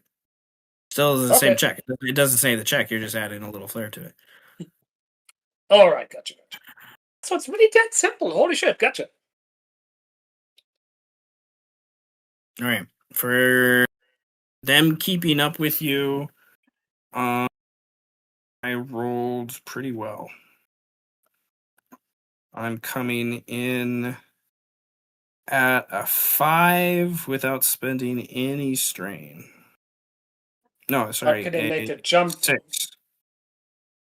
You might want to re-roll that to get a higher roll, because you can't beat that even with spending strain. I already spent a reroll. Oh, okay. You've already done that? Oh. Yeah. Okay, to make the jump, that's true. I'm saying you need to make another speed athletics check to like really get away from them. These guys were fucking fast. Like you fleed from them, but they were able to roll quickly to catch up to you, like in the same area. So it's like you're not engaged with them, but you need to run again to get away from them. And for them to lose sight of you at least. So I'm gonna say you need you can spend up to. You can also activate motivations, which you've yet to do, and you might have an ability that you could activate for athletic stuff. I don't remember. I have this horrible habit of never really looking into it if I don't use it. Give me a moment, please. Principles, bonds, fears. I basically just copied what you wrote. So look into that.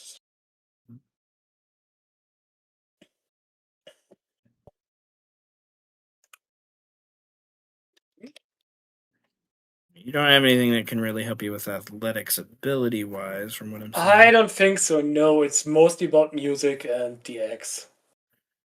Okay, so yeah, you would need to get this done. You would need to spend 3 strain and activate a motivation. Question is, do you have one?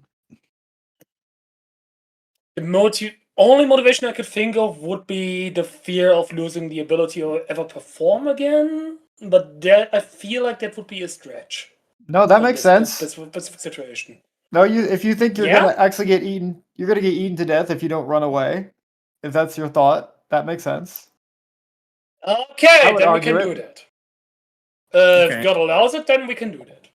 All right, so you're gonna spend 3 physical strain, and then you can put a marker next to that motivation, and then roll 1d3. It does give you 1d3 to see how well you wanna.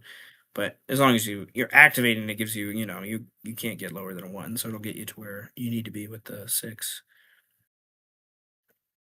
For you, kid.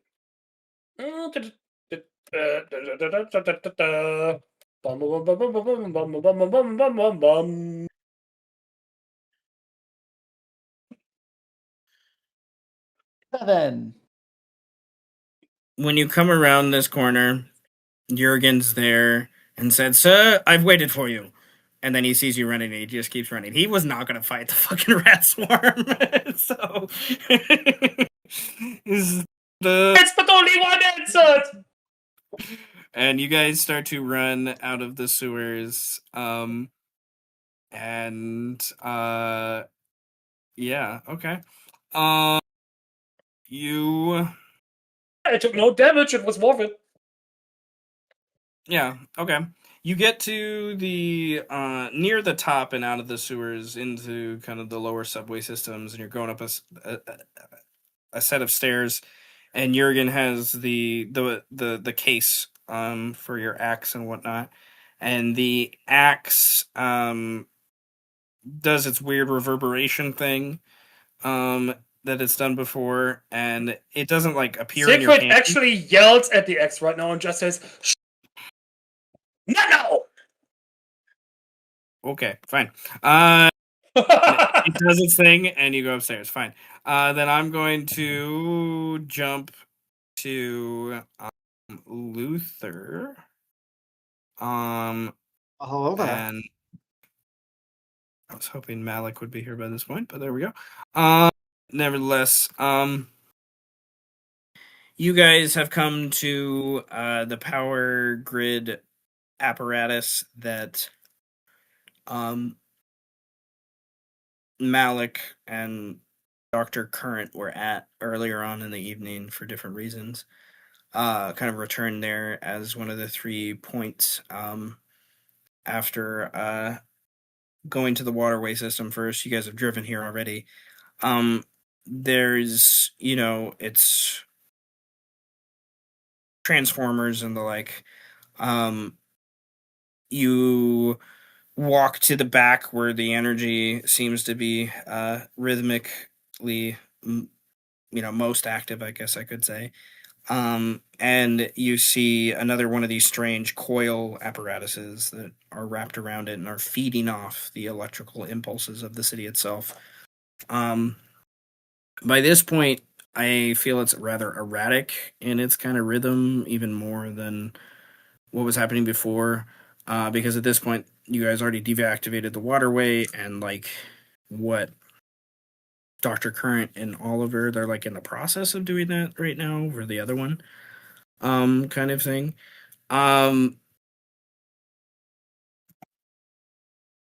Both of you, I think, have a similar sort of realization. I will probably just narrate from Malik's point of view. This idea of,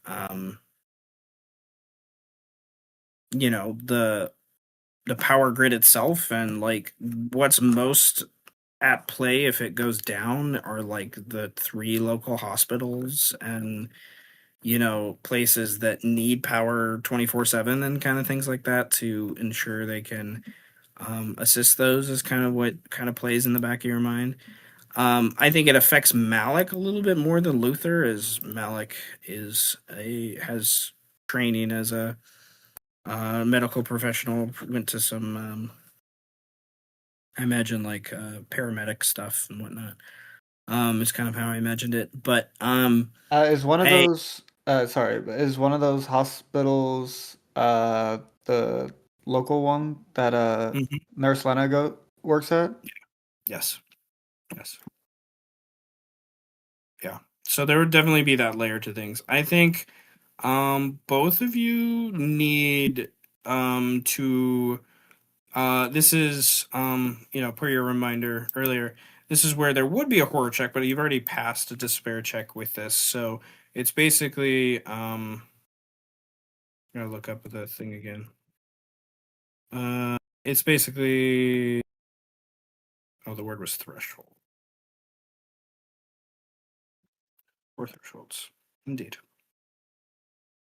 You can spend 1 humanity to avoid the 2 stress if you want instead of strain. Yeah.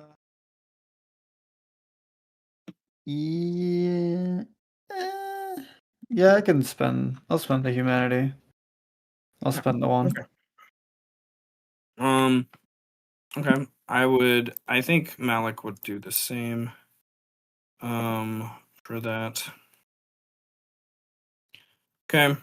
Nevertheless, you kind of steel yourselves and walk a little closer to the strange apparatus, and Malik his focus is fucking high. He has knowledge occult. I'm gonna have him roll a knowledge occult. This is pretty important. I'm gonna have him reroll. It's worse, so he's gonna keep the first one. 4.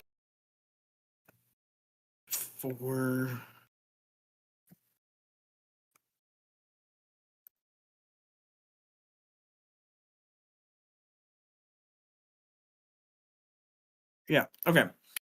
He gets high enough without having to spend any strain. He mutters to you, Luther, I don't even know what the fuck this is.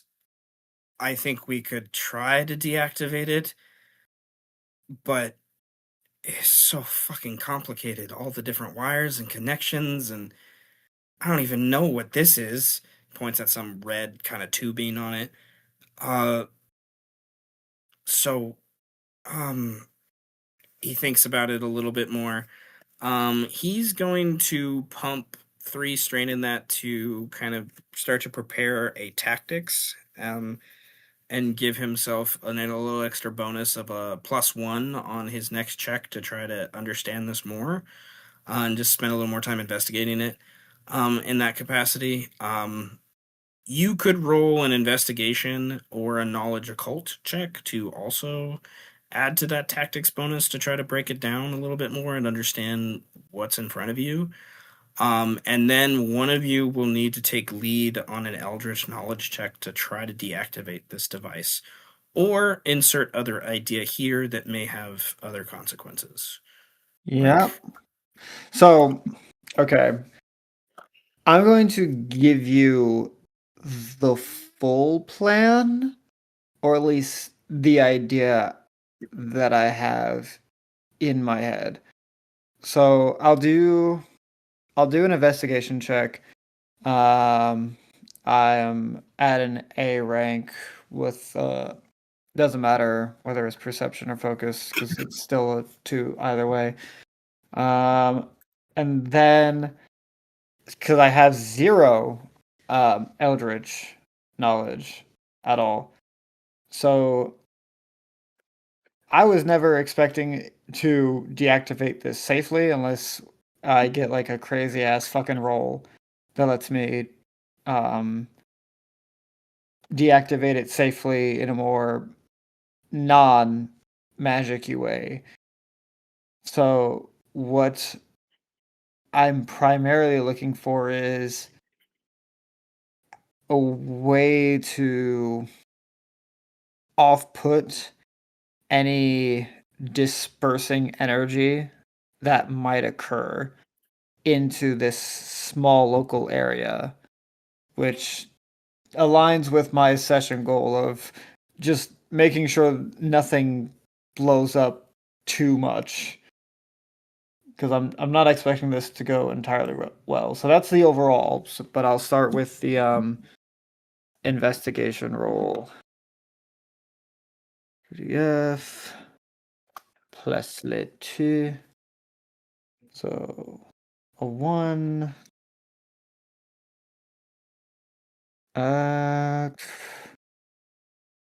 Do I just reroll that? Or take the... I'm gonna reroll it. Try again. Still 1. Okay. That's fine. Hmm. You know what? I'm going to do in lieu instead. So I have so it's a 3 in total, but I'm going to pump in 3 strain to make it a 6. And then I'm going to activate my motivation of leave nothing to chance and roll a 1d3 on top of that to make it a 7. Okay. You are able to get with your investigation, which, is figuring out just the mechanical elements of this and what little electrical knowledge you have. I imagine as well on top of it, you're able to give an extra plus 1 bonus on the tactics for the main check to try to deactivate this. But then, as you describe, you realize maybe deactivation isn't what's here. Maybe that isn't what's the best ploy, as you just mentioned. Maybe we need to just ensure that the outfall, the outcome of this is, the best. I think Malik would be like, "No, I'm gonna do it," and he would try just because I feel like that's what Malik would do. Or that idea. So, but I think Malik would go about this as they don't have Eldritch knowledge. I think they would try to control some of what's going on as well. And I have this weird idea as I look at their abilities of using gravity to manipulate some of this.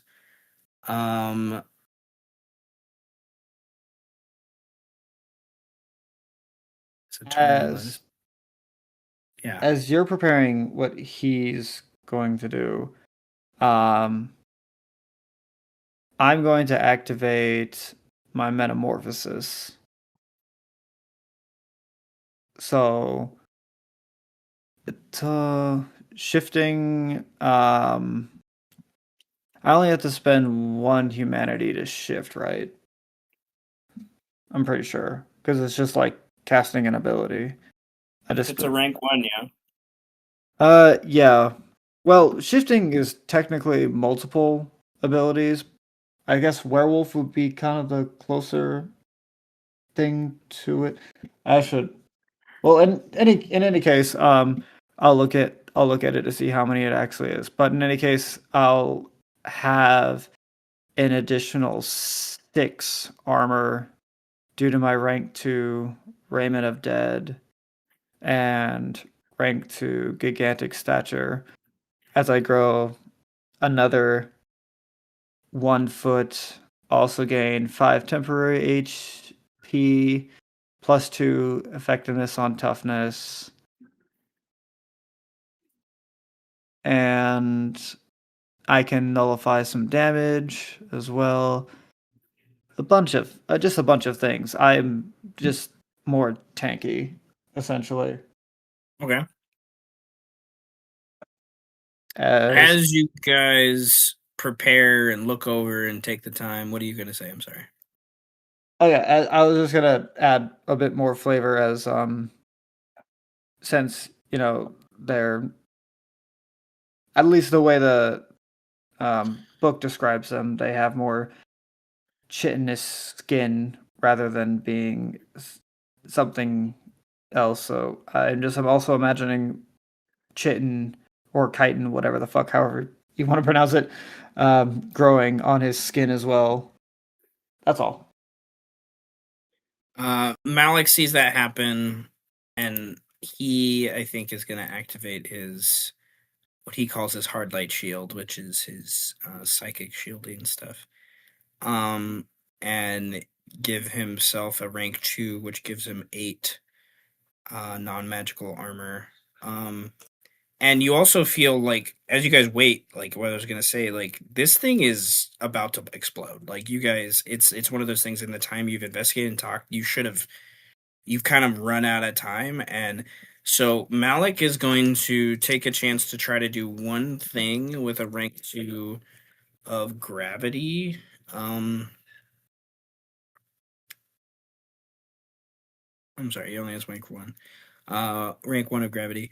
And try to like force the whole apparatus like down and stuff and like move it so like what's happening with this explosion doesn't necessarily reverberate maybe as much on you guys in the direct vicinity.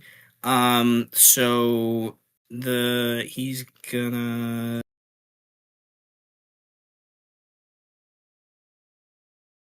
not. Yeah, that's well, I need to roll. Okay. Another one. I spend 2 humanity for shifting. Okay. He's gonna spend. Okay. He's trying to like move the thing, and this thing is there's just an amount of weight and the magic energy. It kind of he like holds up his hands, and his eyes are getting really focused, and he's shaking and whatnot. And you are shifting, and he sees you shift, and he feels the energy. He like throws a telekinetic shield over himself to kind of protect him, and this thing kind of puffs and reverberates, and there's this rhythmic and then like pulsing, and then electricity starts to zoom, zoom, zoom, zoom, zoom, and then it just heightens and heightens and heightens, and eventually, and it is going to require you both to roll an endurance check with vitality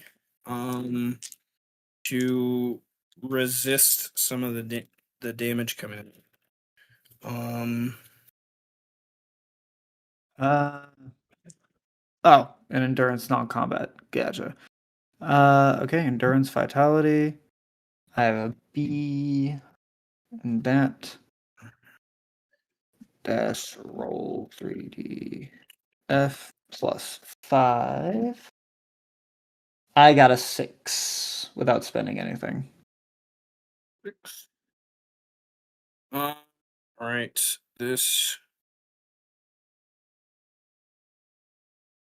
All right. So with a 6, you're gonna bring the You both pass. Bring the damage down by half.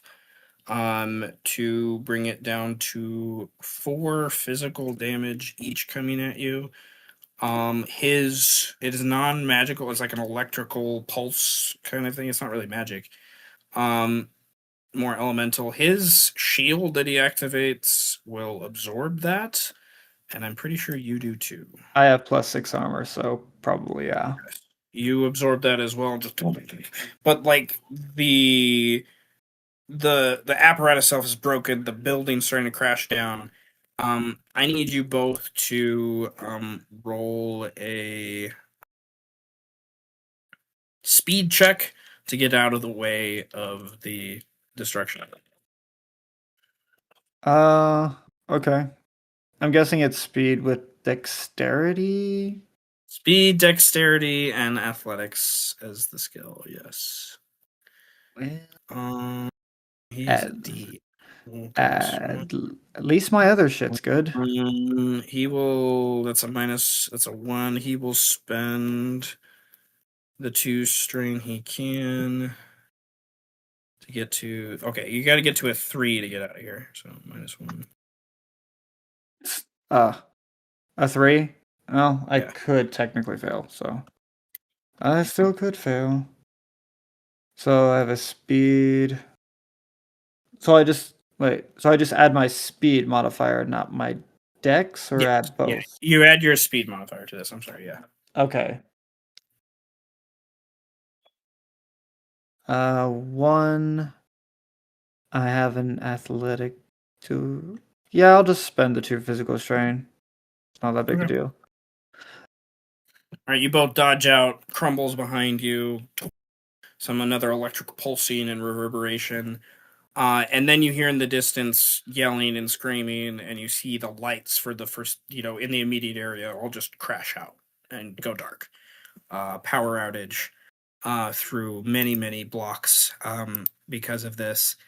You then both, looking at the destruction again, you feel another energy pulse, and you kind of both turn back in like preparation for what's going to happen next.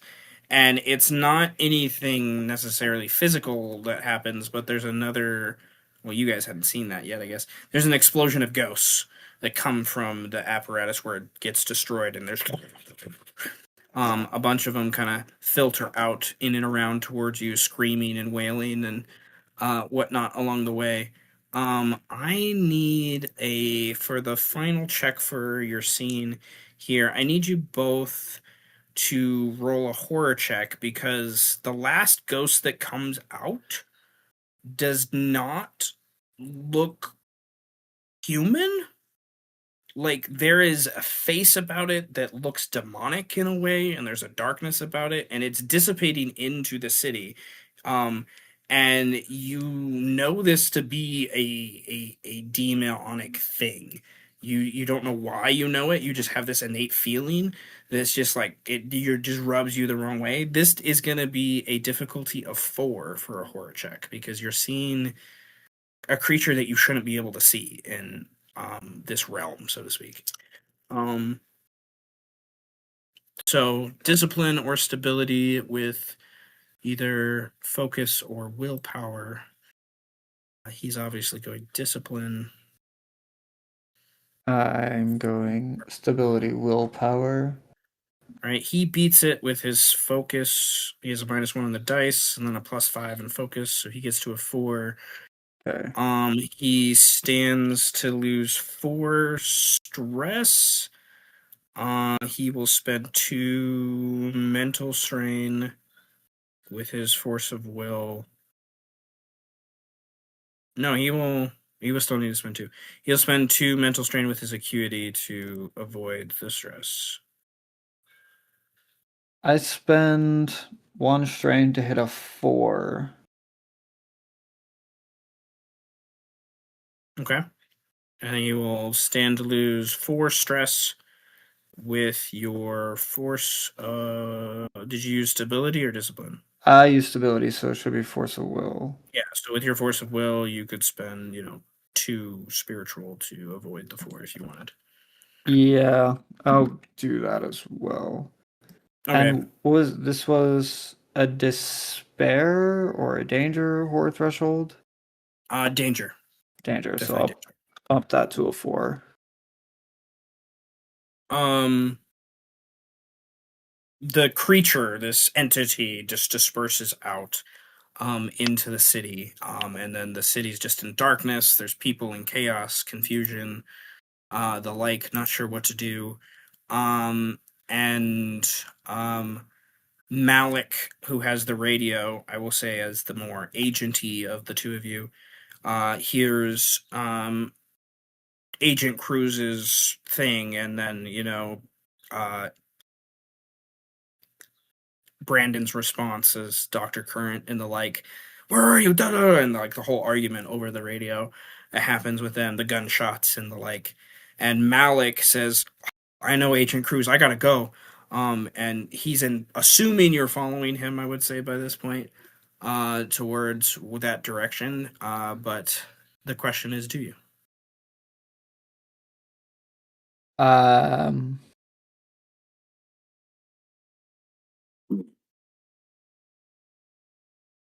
Yeah, I think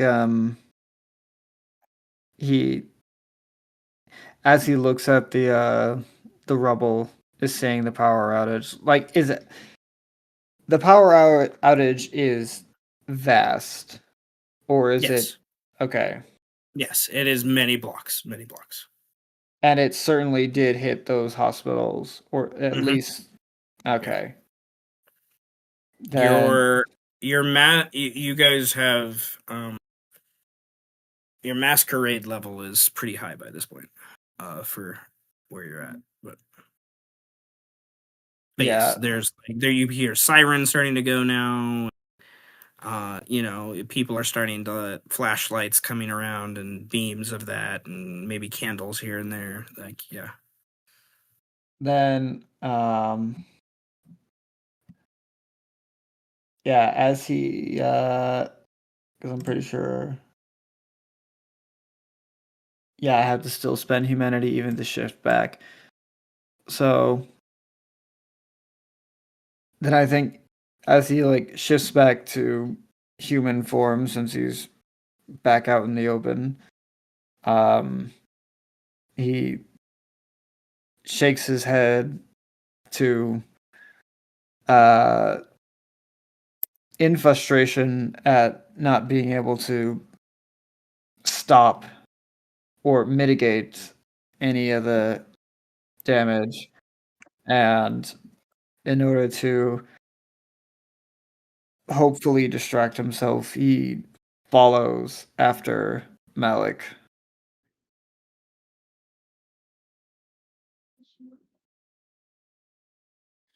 Okay.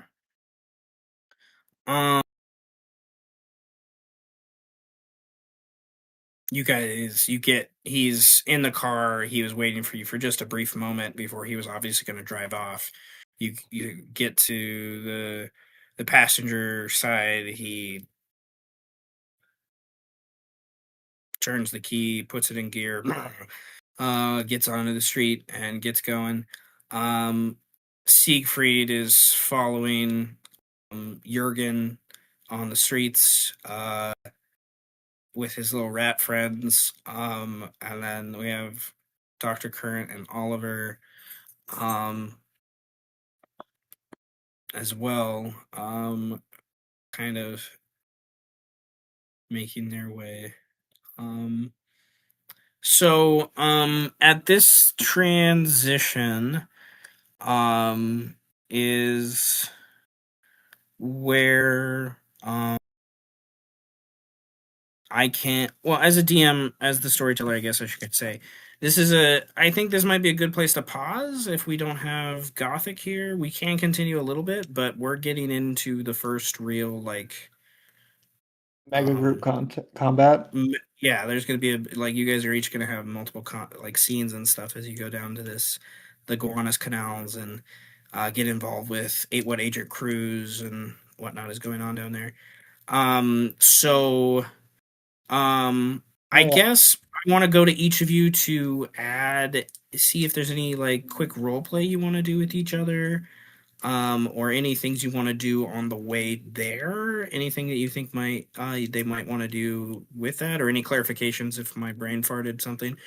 And then I think to give us enough time to really kind of, because there were lots of motivations and things and stuff that were activated this time, the accolade report is probably going to take a little bit longer to kind of walk through some of those mechanics.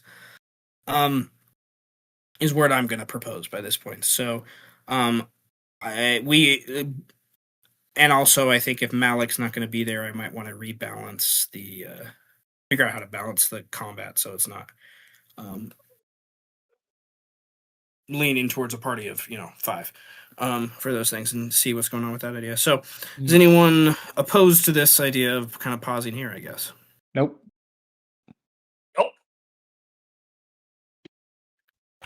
Dude, what the fuck? No, I don't care. Perfect time. Because I know What some the of fuck you. do you mean more play? Dude, we're done playing. What the fuck, guys? Well, I know some of you said you had other engagements and stuff. I don't want to give time to kind of wrap up things. Well, we still got until almost midnight my time, which is like another hour, I think. Yeah. Right, if I recall correctly, I think Hicks said something like that. Something like that, yes. If I remember correctly as well. So, I do think I just want to add to the narration before you guys take it away that your various radios, there's continued garbled like messaging between Agent Cruz and Agent Gable and a couple other agents that their names are now forgetting. I'm now forgetting off the top of my head. As there's an obvious like huge thing going on between Orpheus agents and this cult or whatever that's going on. And it is near one of the docks and sewerways and systems that would eventually connect to where Dr. Current kind of had his main lab and stuff too. It would be pretty close to there, he would soon realize. Yeah. So, does anyone want to add anything to any of their scenes or any clarifications before we do the official wrap up, I guess? Who is my rat? Because I don't think I have my rat. You have your rat. I do? Yeah. I'm gonna just send my Your rat, we just didn't narrate the rat in your scenes today, I don't think. But I imagine the rat was assisting with because the familiars aren't dumb, they're pretty smart. I was imagining him helping like move equipment and stuff, like moving a tool over, dragging it. Climbing up in the weird, the apparatuses and whatnot and stuff, and unscrewing things that you can't get to, and like taking off one of his hands and using that as an extension to one of his other hands so he can reach something. His tail being a screwdriver. I'm definitely yelling at it at some point. I'm just like, I said a Phillips. You brought me a flathead, you idiot. Oh no! Wait, you brought me a Phillips too. Wait, you're the best. You're the best. Oh, I don't think I didn't draw him with a tail. I thought it was funnier if he didn't. Maybe how big is it sheathes itself? Is he the size? I think he has a retractable tail. It's just inside of him. There's a lot of space. There's a lot of space. That'd be gross if it's retractable. Oh goodness, that'd be hilarious. I can't draw that, but that's what I'm imagining now. That's fucking gnarly, I love it. So yeah, you would hear. Okay, so yeah. Yeah, he's around. God, when I put a scorpion tail and wings on this fucking thing, bro, I swear to God. Just let me know so I can update the art. I'll do it in real time. I think this thing is like the size of a large, like a small dog. He's at least a foot tall. The whole thing in like a raccoon or something. Yeah. Like the size of a dachshund. That's hilarious. It's fucking red. But no, I don't have anything else. I mean, unless I would try to get Oliver to go to my place if he wants to stop, because I don't care. I don't care if these agents get shot. Nah, I care. We got. They're field agents, bro. It's like their job. Their job to get shot, bro. Do you know how many people I left behind in Nam? Yeah, me in the car explaining explaining what it is to be a field agent, bro. Fuck these guys. You have no idea how many times I've been shot at, and these motherfuckers have not came to save me, dude. I've been shot so many times. Hey, new friend. His name is Hamilton. Hamilton. All right, I love it. If Malik was here, then I would have other things to add. Otherwise, it's pretty much just Luther just trying to not think about how many people are going to get hurt or die because he couldn't do it. He couldn't mitigate anything. Yeah. God, you're a better partner than me, bro. I'm laying it out in the passenger seat of this car, probably. He reclined it. Has a reclined. Yeah, he reclined it. And he's like, yeah, okay, now that we've established that you do in fact know how to drive, I'm gonna take a nap real quick. Wake me when we get there. Dr. Curran, do you think we're gonna die? Yep. Yes. Yep. Why do you think I got this rat? I picture the rat sitting between you both just nodding every time you say yes vigorously. And when you die, I will bring your body back. He nods without shame. vigorously. And here's the thing. I'll even fix your hobbled leg. It won't be hobbled no more. That's crazy. It'll be a rat leg. Yeah, so what happened to your leg? That's funny. That's something I wanted to maybe ask you about, if you had some kind of way to fix it, or, you know, I got a lot of things wrong with me, actually, so... You want a crocodile leg? No. You want an ostrich leg? I would like a working human leg, honestly, but... That's hard to come by without killing a human man. Are you willing to kill a human man for his leg? Not yet. Is your name Godric? Not yet. Was yet. It's the key. Is this not yet? Question mark. Should I be? It's like maybe if you push me enough. Dude, like once a day, say something like 4 hours. What would all? you do for a human leg? No comment. Silence is also an answer. Silence is an answer. Important question: is the leg still attached to the person? It might still be attached to the human it's attached to. I might just attach a leg to you. If it's still attached to the original person, maybe a lot. If not, then no dice. You know, if you really want me to, I could just saw off your other leg and attach you to another man so that you don't have to walk ever again. You have one working leg, so you can replace the not working leg with the working leg, and then boom, there you go. Now your not working leg is working. Yeah. You only have one leg though, so impeccable logic. I'll just put you on. I'll just like piggyback you to a man, and then just graft you to that man, so your legs are his legs now. Absolutely horrifying. That's fucking terrifying. A terrifying concept to tell a college student.